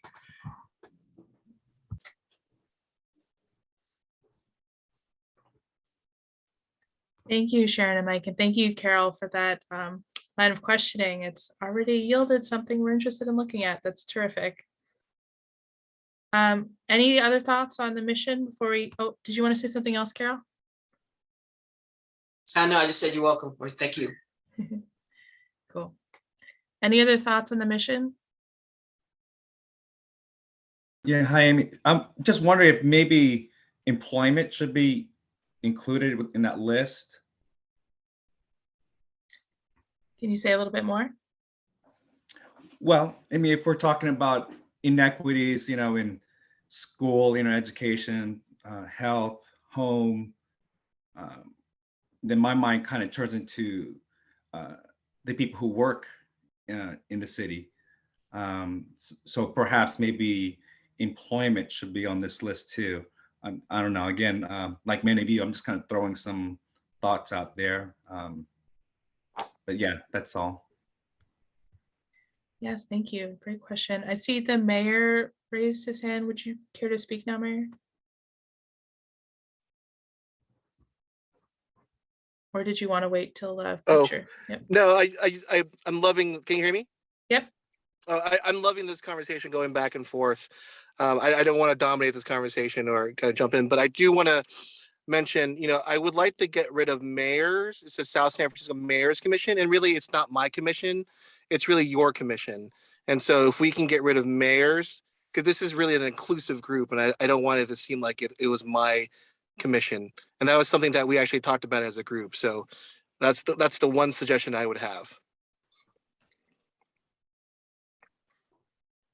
Great, thank you. And thank you, Arnell, for your suggestion. I'll make sure to do those. Remove that.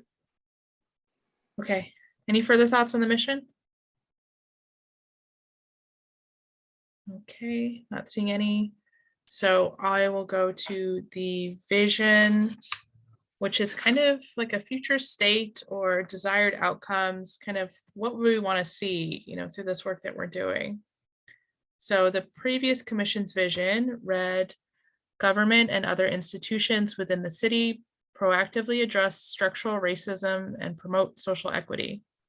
This will create a community in which all Black, Hispanic/Latinx, other residents of color, and historically disenfranchised community members are safe, feel a sense of belonging, have abundant opportunities, and reach their full potential. What do you think of this vision? Is this something you'd like to adopt? Are there edits you would make? do you like it as a vision and a direction? I'm seeing a nodding from Carol. Can't see everyone all at once. Arnell, any thoughts? Not at the moment. Still got the the brain turning in here. Thanks. Crystal? I wanted to add training to this. Okay. Yeah, if we can like, you know, provide trainings for government and like CBOs or something like that. Can you say a little more? Are you thinking government employees or the Yeah, community-based organizations? Yeah. right. Yeah, like any city government, like employees, or at least like when there is like new employees, like maybe during onboarding, like making sure that everybody goes through a certain level of training towards let's say like for instance like SOGI training, or like training on how to work with certain communities, certain cultures, on like race and equity. There's like specific trainings out there for government employees and officials. So I feel like that would be something that would be good. I don't know if that needs to go. I'm trying to remember if the mission actually mentioned trainings or not. I think it said education. But I think trainings also fits here. Mm-hmm. Okay. Yes, great suggestions. Thank you. Amy, it's Jasmine. So my thinking is that I've not seen anything on age here, and I would like to add ageism as part of that vision. This is not an equity, a commission on equity on just racial equity, but social equity involves ageism as well. Mm-hmm. Yes, that's a great point. I guess in that line of thinking, can I ask, are there other types of oppressions or different communities that we'd like to highlight here? People living with disabilities. Gender.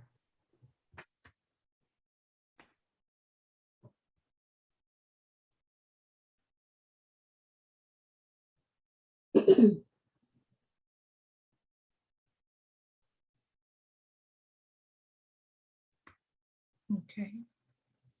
I see people being very pensive, thinking. Any other feedback on? Yeah.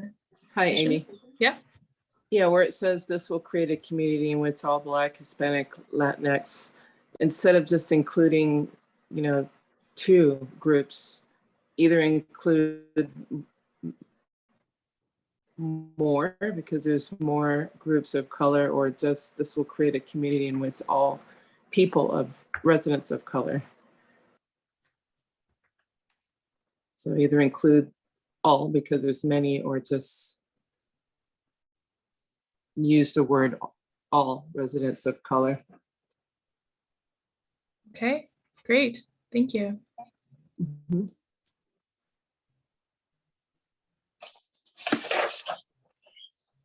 And I would like to make a suggestion for the first sentence in terms of what we would like to see from government institutions, at least something about greater accountability and transparency. Okay, great.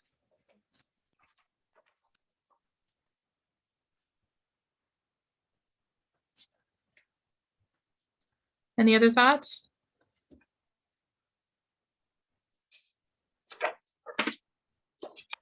Okay. So I think overall I'm hearing that these are worth working on. Maybe I can incorporate all your suggestions and send it back to you. We can go from there. Okay, great. This next one, I think could go a lot of different places. Amy? Yep.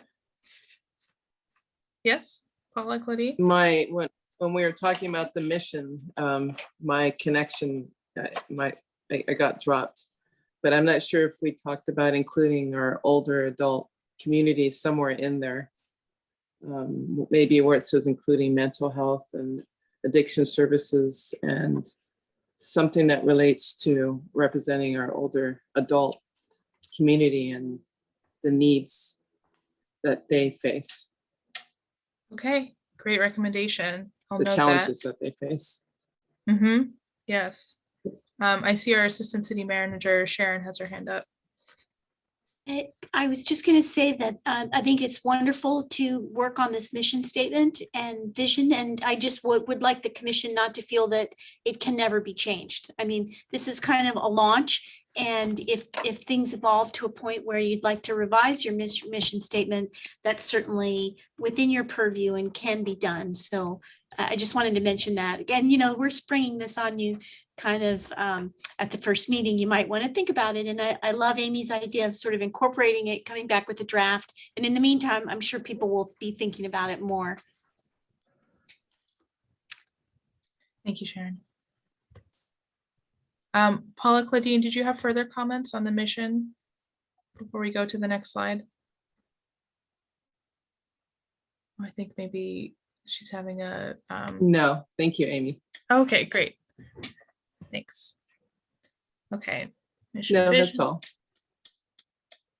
Thank you. Okay, so group agreements or how we interact with one another on this commission.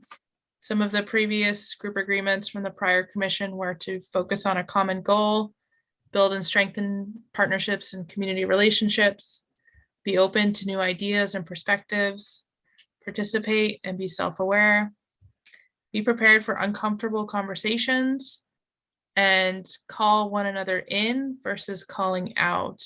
In other words, trying to be inclusive of a person when you'd like to challenge something they're saying rather than excluding them. Do you like any of these group agreements? Would you make edits? Are there further ones you'd like to add? Well, I think we all have to prioritize what our common goals are. The call to action is what I'm trying to say, because there are many conceptual goals, but we need to focus on the calls to action that we can act upon near term, midterm, and long term.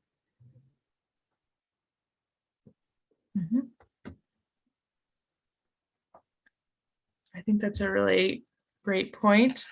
So Amy, perhaps we can break down each of the categories. I think it was in our mission statement that talked about healthcare, and I asked to include housing there, where we have a spreadsheet where we have on the x-axis perhaps those categories, and then on the y-axis the calls to action under each one, so that we have a Gantt chart, for example, to guide us.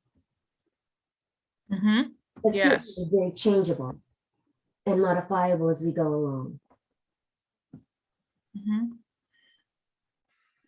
Yeah, these are great recommendations. As I'll mention later in the agenda, it was hoped and written into the ordinance for the commission to write a work plan, just because the potential scope of what could be discussed is so broad, you know. So we should definitely discuss what you all are interested in looking at and build towards that work plan. I think we can start discussion today. There's another slide later on asking, you know, what are you interested in digging into? And we can develop that at the next meeting and continue the discussion. I definitely took notes on the spreadsheet format that you're interested in. So I thank you for bringing forth this recommendation, and hope that the work plan, knowing that we're creating a work plan, kind of helps nail down the common goals, as you're saying. So do you want us to determine individually which would be our priorities and then you can put it all together? How would you like to handle this? I have a slide later in the agenda that just says, what are you interested in? Okay. Perhaps we can generate discussion there. Sure. Okay, thank you. Thank you. Anyone have thoughts on the group agreements? Okay, Crystal? There's one that I like to use with our community agreement, and it's acknowledging intent and acknowledge intent, address impact, just because I feel like because we are gonna be having uncomfortable conversations, knowing that we're not here to like, I don't know, like a better way to say that we're not here to like hurt each other or anything like that, but really just bringing our own personal observations and stories and thoughts and ideas. The best way I could say that is acknowledge intent and address impact.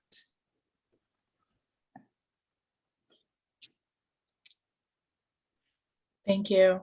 Taking a note on that.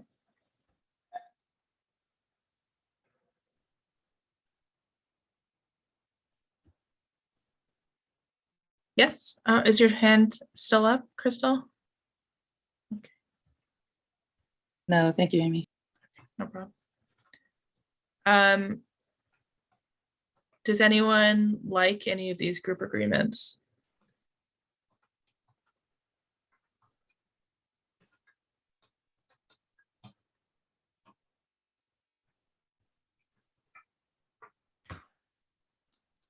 Okay. Not hearing a ton of feedback on this one. I can add the ones we've discussed and send it out to y'all, and maybe we can continue to think about this one and add any more if you think of any more, as Sharon's indicated. Okay, great. So there's 2 more of these. There was a lot of guiding language. They're very intentional.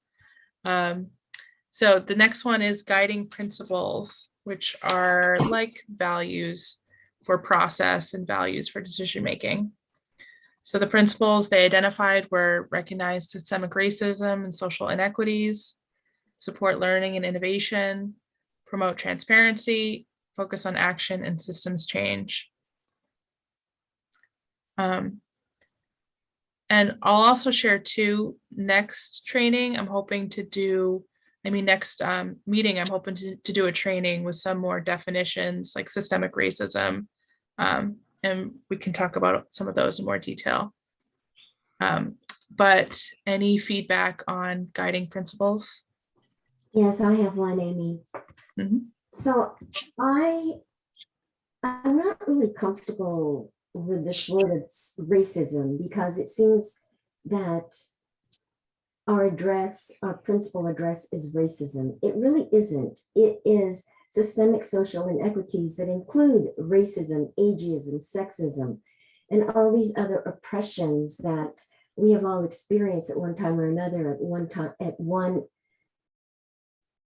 stage of our lives or others.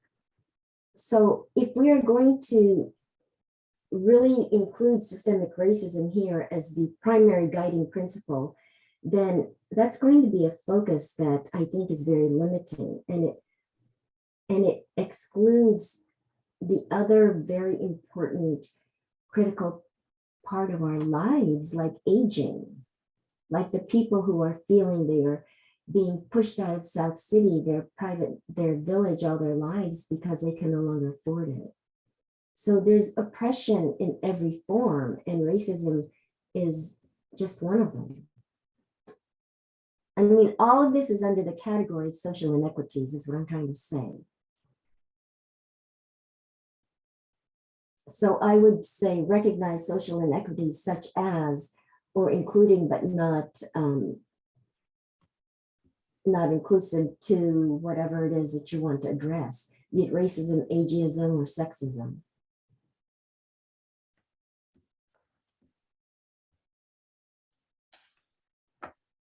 Okay. Thank you for that recommendation.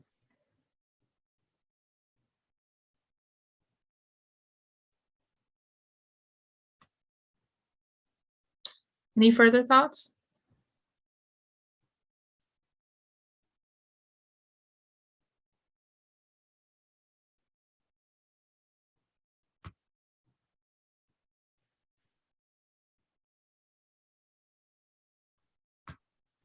Okay. And yes, I'm definitely hearing that we need to really think about a range of social inequities. So I will add this to the guiding language, and I think we can continue to discuss and try and be inclusive of many oppressions, while also recognizing racism as one of them, but really making sure we're talking about a lot of oppressions and not only focusing on race. Thank you. Thanks. Okay, any other guiding language thoughts? We can also say if we feel like they're not needed, you know, there's a lot of guiding language here. Up to you all.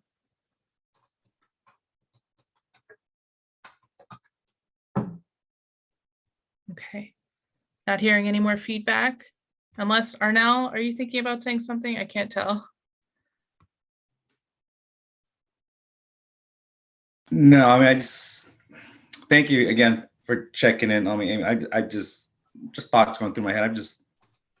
I'm going to think principles. I'm not sure if, you know, focusing on action is a principle per se. I don't know, but again, I'm just, now that you're allowing me to think out loud, I'm thinking maybe we can just do without that. Yeah. Anyways, thank you for letting me kind of speak my mind there. Thank you. Thank you for sharing, and sorry to call on you. Yes, Carol. I think I understand, Arnell, where you're coming from with that. But I like the fact that in our guiding principles, it's important for us to an outcome to be action and system change.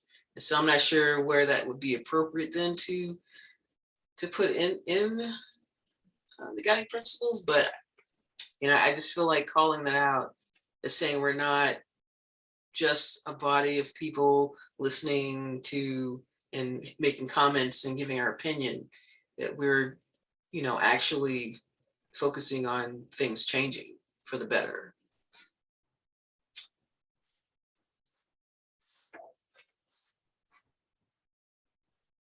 To that, Amy, I would like to say that the last bullet point where it says focus on action and systems change, I would like to see focus on action and improvement in process and procedure towards change. Because before change, something has to improve. And being a systematically minded person, I would like to improve one step at a time towards the bigger picture, towards change. Thank you. I'll add that. Okay, if there's no further comments, I'll move on to the last one of these, which is kind of a nice segue from what Dr. Flores is saying. So lastly, we have their levers of change framework, or how they think change will happen. And I think these are fairly common in equity work, to provide a levers of change framework to be really clear about here's how we see greater equity being achieved. Here, you know, here's how that will happen.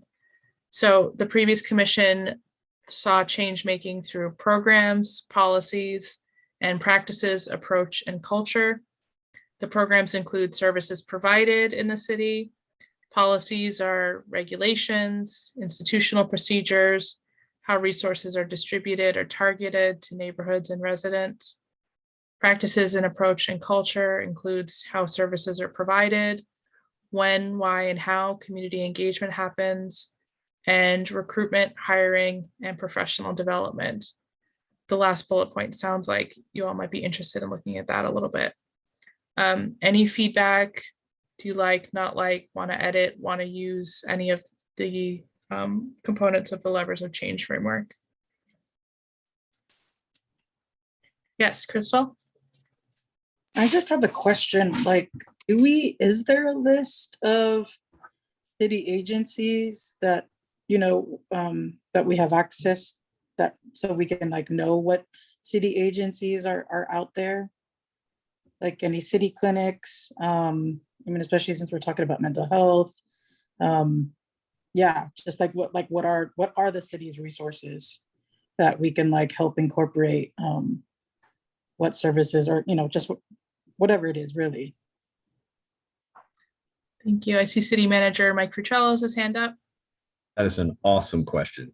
It is our intention to make you super well trained on everything like that, as well as police procedures, current city practices, everything that we do, so that you can make informed decisions about where we should go. So Amy, I'm not sure what the schedule is for training, but the construct of this commission called for a whole lot of training, because it is hard to look at something and decide whether it's working or not unless you fully understand it first.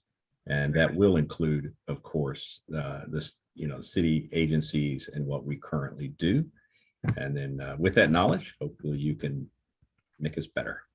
So I don't know, Amy, what's the training plan going forward? There is a whole table of trainings to do. Next meeting, I was hoping to get into a little bit of history of systemic racism and social inequities, look at the action plan more in detail. But future trainings include, more from police, more from fire, more on employee relations laws. There's a whole table of them that I'm planning to share with the commission. And one other thing I would add is that it's also on the next slide, but I would like to propose whatever area the commission is interested in looking into. In that meeting, we have an in-depth presentation from the relevant city department so that the department can really share, how it's functioning, and commissioners can ask questions and use that to really make informed recommendations, as you're saying. And I just ask for the commission's patience as we move through that. There may be times when you feel like all you're doing is training. But again, if you had a narrow focus like the library, we could train you up pretty quickly on that. But as we believe, and I think you do too, that social equity runs through everything. Therefore, we really have to give you a broad sense of what's happening out there so that your work will be well informed. So please be patient with us as we get up to speed. Great question, though. Thank you. Amy, on the third bullet point of this slide, which says institutional procedures, I wish to add institutional process and procedures, because process is a significant lever of change. Thank you. We'll add.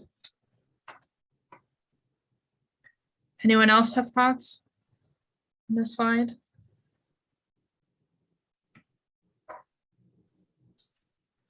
Okay, well, thank you all for engaging with that. I will make those edits and recommendations and send back to you all.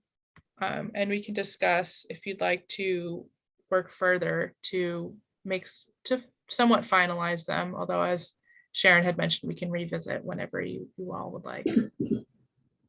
Any questions before I move on? Okay, great. Okay. Next, I wanted to just talk about the meeting flow, timing, and there's just a couple items for your discussion on this slide. So as we talked about the meeting flow, I think every meeting there'll be a training because there's so many that the previous commission wanted this commission to go through. I will provide you all with a schedule of proposed trainings. The content introduction, as I was saying, whatever area you're interested in looking into, we can ask the department to make a presentation. You all can ask questions and make your recommendations. We can also bring in experts from other cities, other agencies. If there's something in particular you'd like to learn from, feel free to request and we can work that in. And then we'd have the discussion and recommendations. On timing, this body can decide when you all would like to start your meetings and how long you'd like them to run. We set this meeting to start at 6 p.m., but it's really up to you all to pick the time you'd like to meet, as long as it's every third Monday of the month. If you like, we can also set a meeting duration. We're at 8 o'clock now. It's been 2 hours, so I thank you all for your attention so far, but you're welcome to set a general meeting duration that you'd like to stick to going forward. I'll just mention these last 2 bullets and then we can discuss all at once. You can pick out whichever you like. It's also hoped to engage diverse community members, especially those from marginalized groups. Would definitely love if anyone has thoughts about who they'd like to invite to meetings, what kind of outreach you'd like to see. We can work on that. And then the last point on the slide is we'll create the work plan as we had talked about, and the previous commission recommended we write bylaws. So I know that's a lot of information, but does anyone have any feedback on meeting flow, timing, outreach, or work plan? Yeah, hi, Amy, Arnell again. Timing, yeah, if we could limit our meeting, 2 hours, hour and a half. I'm open to others' input, but I would like a little more structure there.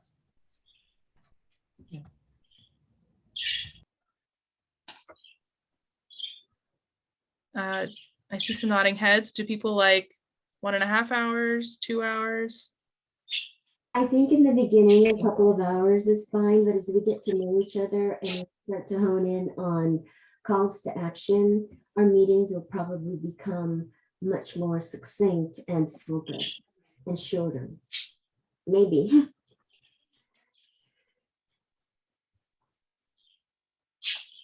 Yes, Crystal?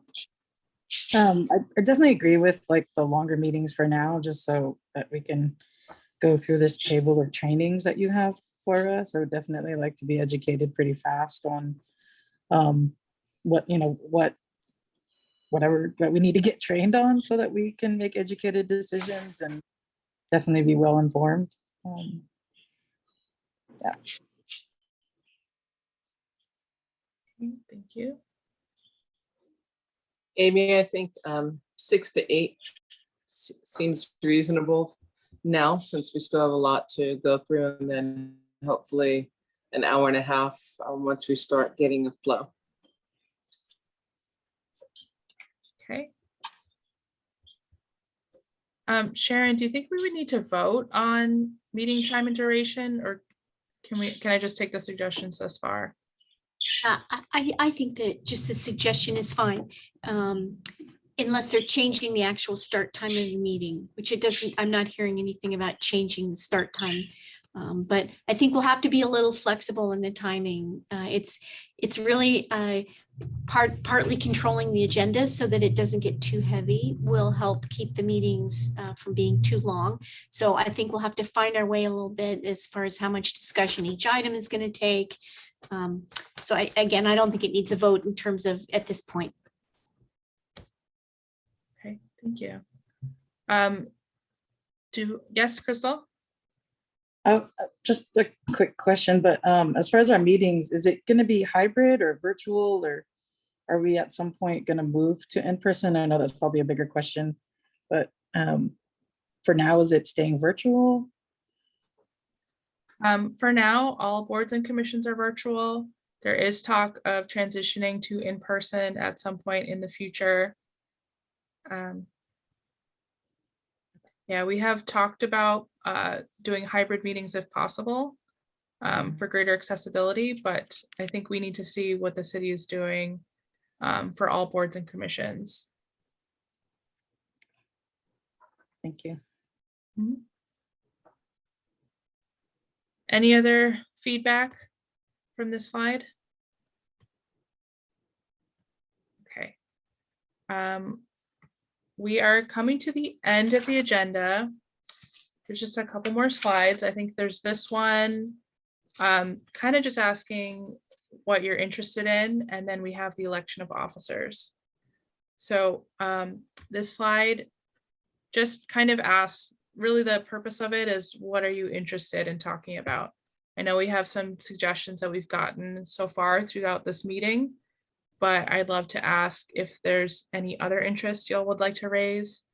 The first question on the slide here, how can we build on the work of the initial commission?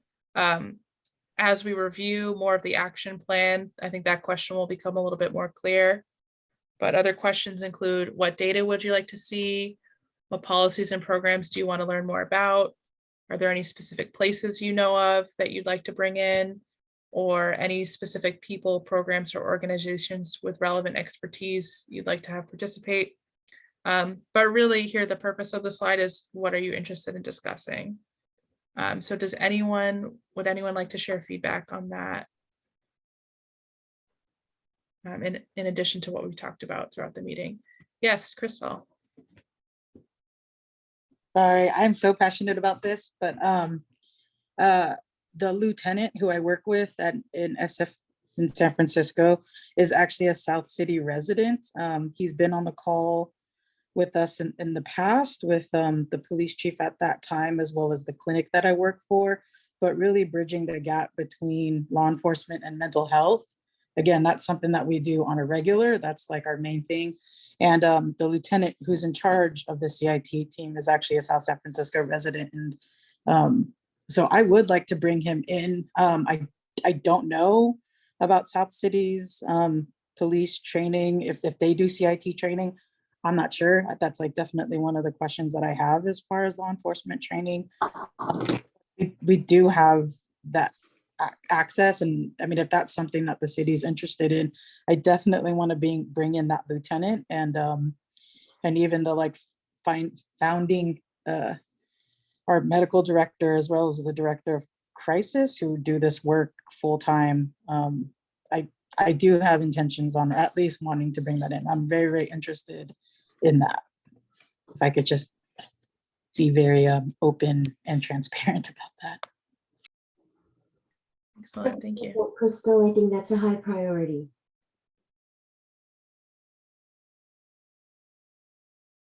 Thank you.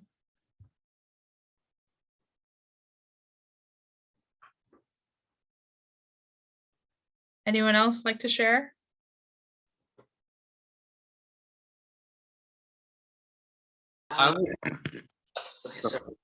Excuse me.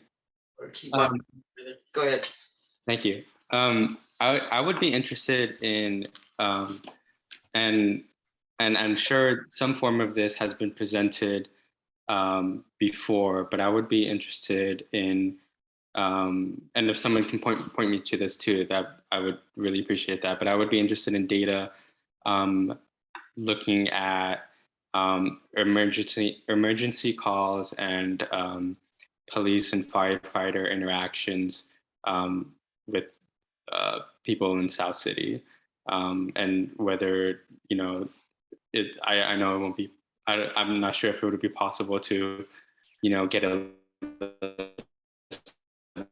call, but maybe some sort of aggregate as well in terms of the socioeconomic demographics of you know, police and firefighter interactions, and then if possible, you know, I know a lot of us are interested in how many of these interactions involve people who might be undergoing you know, a mental health emergency.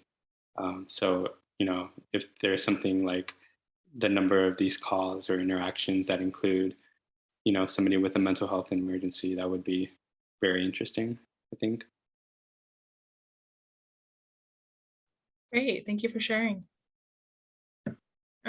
Who else was ready to speak? Was that you, Carol? Yeah, I was going to say possibly maybe bring in environmental experts to talk about fire and water safety and preservation, and what South City is doing, to protect the citizens and preserve our environment. I think that, if possible. Great, thank you. And we'll note that. Any other thoughts? I'd love to hear from Nancy too, Nancy, if you like to share at any point. Oh, Nancy, I think you're on mute.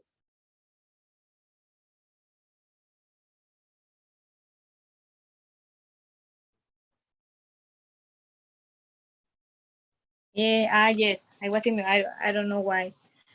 I would like to say thank you so much to Crystal and to the other people that mentioned about the mental health, because that's what I need, that we need the Latin Ford, got more involved in in really positive ways when the point is the people with mental ill, is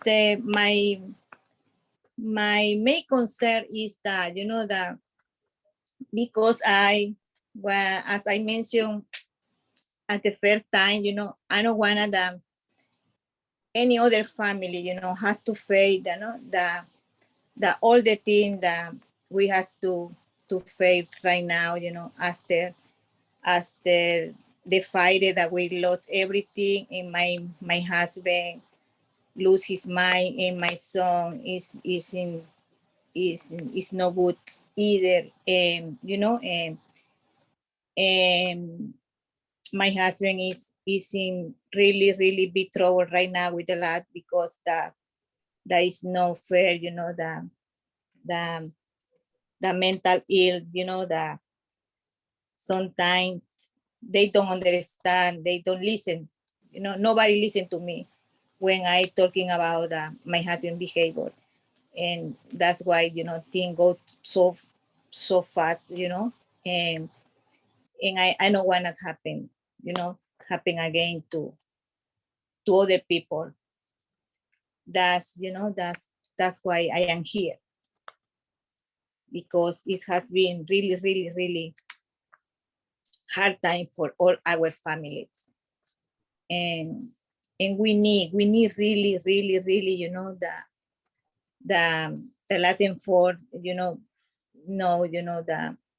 the people with mental ill, can be, criminalized, and, and put in the jail, that because it was the worst thing for the human being, and that's why, I don't know many, I would like to apport more ideas, but I don't have, many acknowledge, especially here in the USA, but I would like to know more, and to see more research about that, but I like all the idea that the Crystal, because she's involved, and we need people like her, we need people like Dr. Jasmine, we need people, that really know about the situation, the mental health. Thank you so much for sharing. Definitely think that mental health and criminalization of people with mental health will be a topic that multiple people on this commission will really enjoy, looking at carefully. So thank you for sharing. Yep. I just thought of someone. I had a conversation with Chief of Police Cristina Corpus, who I think is now San Mateo County Sheriff. She would be someone I would love to speak with us. One of her platforms is mental health. So she would be able to speak about the criminalization of mental health from her perspective as a law enforcement officer, because I think she understands she's done the needs assessment and she's lived it. So I would ask that she please be put on our speakers list at some point. Sounds great. Thank you. Any further feedback or thoughts on this issue?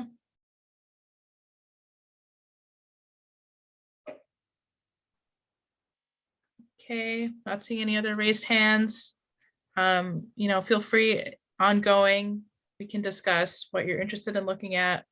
We'll work on the work plan. We'll continue to have this conversation.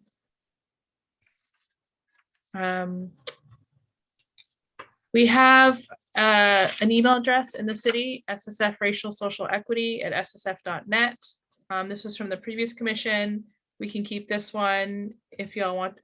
If y'all want to change it, we can create a new one. Feel free to give feedback at any time. And last thing we have on the agenda is the election of officers. So it's in the city ordinance, creating the commission to elect a chair and vice chair at the first meeting. This is normally done by nomination. However, I know that a lot of us are just getting to know each other. For those of you participating on the commission for the first time, the chair will typically run the meetings and will work with staff before the meeting to create the agenda. Because a lot of you are new to each other, I'd like to ask if anyone interested in serving as chair or vice chair to speak up, to indicate that you're interested and to explain why. And after we've heard from anyone interested, we can take nominations. You can nominate yourself or you can nominate another person. So I'm hoping that some of you have been thinking about this and would be interested in serving as chair. I'd like to open it up. Would anyone like to indicate that they have interest?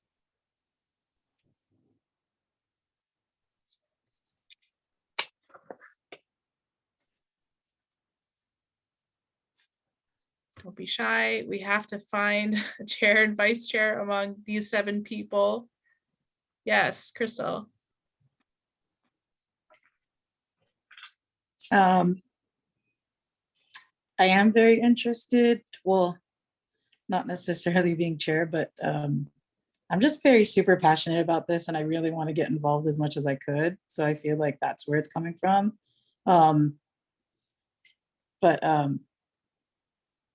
as you can tell, I participate a lot. So I think I think it'll help with making sure that I'm constantly leaving room for other people to talk, and I could just help navigate the meetings instead. That's, yeah. Thank you. Anyone else interested?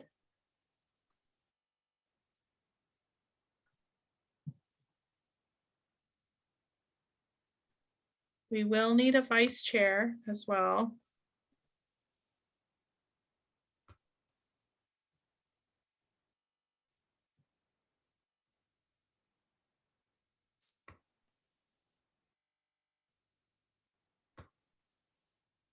Yes, Arnell.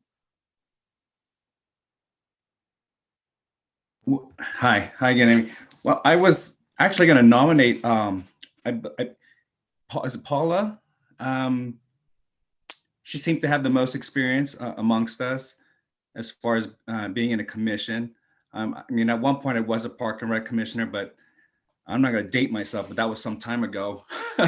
And so I think just having that experience might help kind of keep the meeting flowing nice, like a nice ebb and flow. So I am nominating Pauline, and I hope I have your name correct.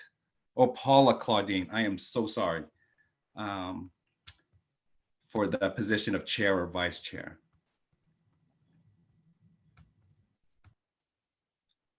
I suppose, can I ask to hear from Paula Claudine? I appreciate that nomination. I would be interested in vice chair at this time. Okay.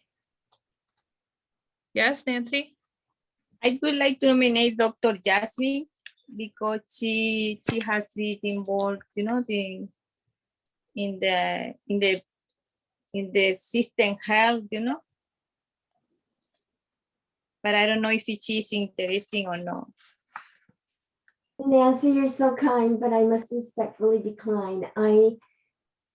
It's sort of a situation where my bandwidth is limited right now. But thank you.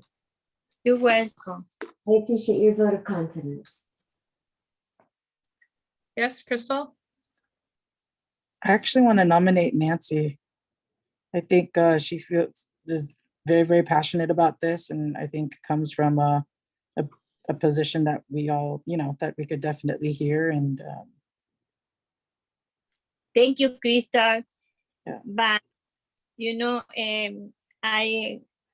I have, you know, a lot of many things we dealing right now with.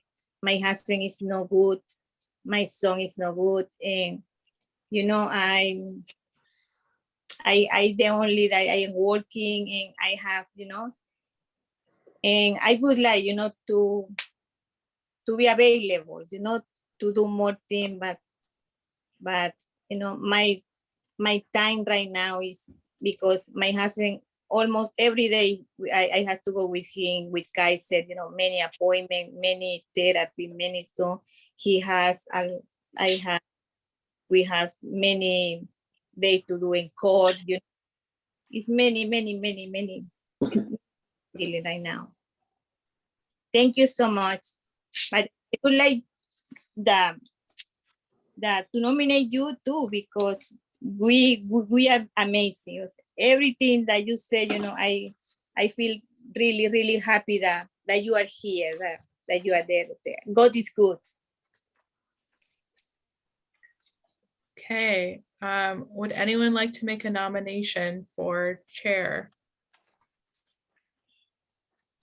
I would also like to nominate Crystal for chair. Crystal for chair. So is that a second? That's a second. Okay, thank you. Arnell? Oh, I was gonna second, so I'm just trying to get my hand down. Thank you. Okay, no problem. Okay. Are there additional nominations for chair, or shall we proceed with the? Amy, I Yes. think we'll want to handle each nomination one at a time and Yep. vote on it. And then if there's another nomination, you can move to that one.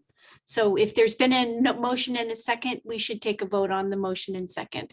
And then if you don't get a majority, then there could be another nomination. Got you. Thank you, Sharon. Okay, I will go reverse alphabetical.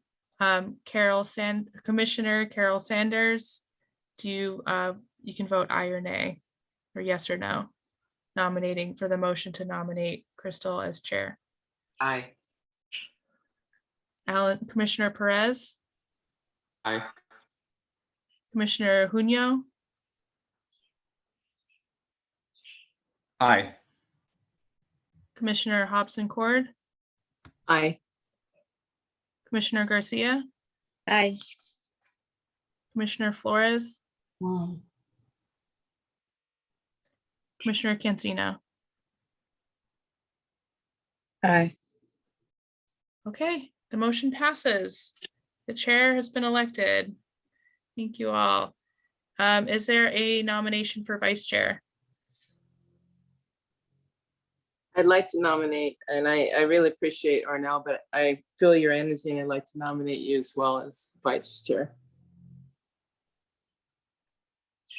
Okay, okay. So a roll call vote. I'll go. Was that seconded, Amy? Did you get a second? I think so, from Commissioner Flores, correct? Okay, very good. Was that right, Commissioner Flores? Yes. Okay, thanks. Okay, roll call vote. Commissioner Cancino, Aye. Commissioner Flores, Wait, so are we voting on Arnell versus Paula Claudine? the motion was for Arnell Right. Okay, yes. Commissioner Garcia, Yes. Commissioner Hobson Cord, Yes. Commissioner Junio,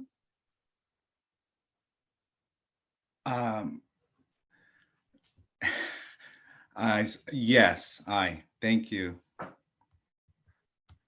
I'm sorry, should I have asked for the commissioner's feelings on this first, Sharon? Oh, if they accept the nomination, but I believe that since Commissioner Unio was willing to step forward, but let us know if you accept the nomination before we proceed. I'm sorry. I will accept. Thank you. Yeah. Okay, thank you. Finishing the roll call vote, Commissioner Perez. Aye. I'm sorry, what was that? Aye. Thank you. Commissioner Sanders. Aye. Okay, that motion passes as well. Thank you so much. We have our chair and vice chair. That concludes the presentation materials. The last couple things on the agenda, there's items from commission. This is a time when you feel free to share if there's any upcoming events, anything you'd like to share with the commission. Did anyone have items that they wanted to share tonight? Okay, seeing none. Yes. I'll share one, and that is on Saturday at Orange Memorial Park, we will have a public meeting on design of our new city swimming pool. There certainly should be an equity lens that goes across that. So I would certainly encourage you, if you're around on Saturday morning, to come to Orange Memorial Park. The city is committed $49 million to replace our existing pool with something that would serve the community. So we have the resources, but your input would be welcome. And that was it. Thank you, Amy. Thank you. Okay, I think that takes us to the end of the meeting. Thank you all for your engagement in this meeting. So happy to meet you all virtually and help you through this process. I will work with the chair to set the agenda for the next meeting, and you'll get more materials. If there's no other input, I would like to adjourn the meeting. Thank you. Thank you. Thank you. Good night. Thank you all. Good night, everybody. Good night. Bye. Good night. Good night. Bye, Krista. Nice to meet you. Nancy, You are nice to amazing. I am so happy. Yeah, I definitely want to hear from you. some Yeah, more. thank you so much. So sorry with what you're going through. I definitely understand that. Yeah. Que no es cerrado. Ya va, que no es cerrado.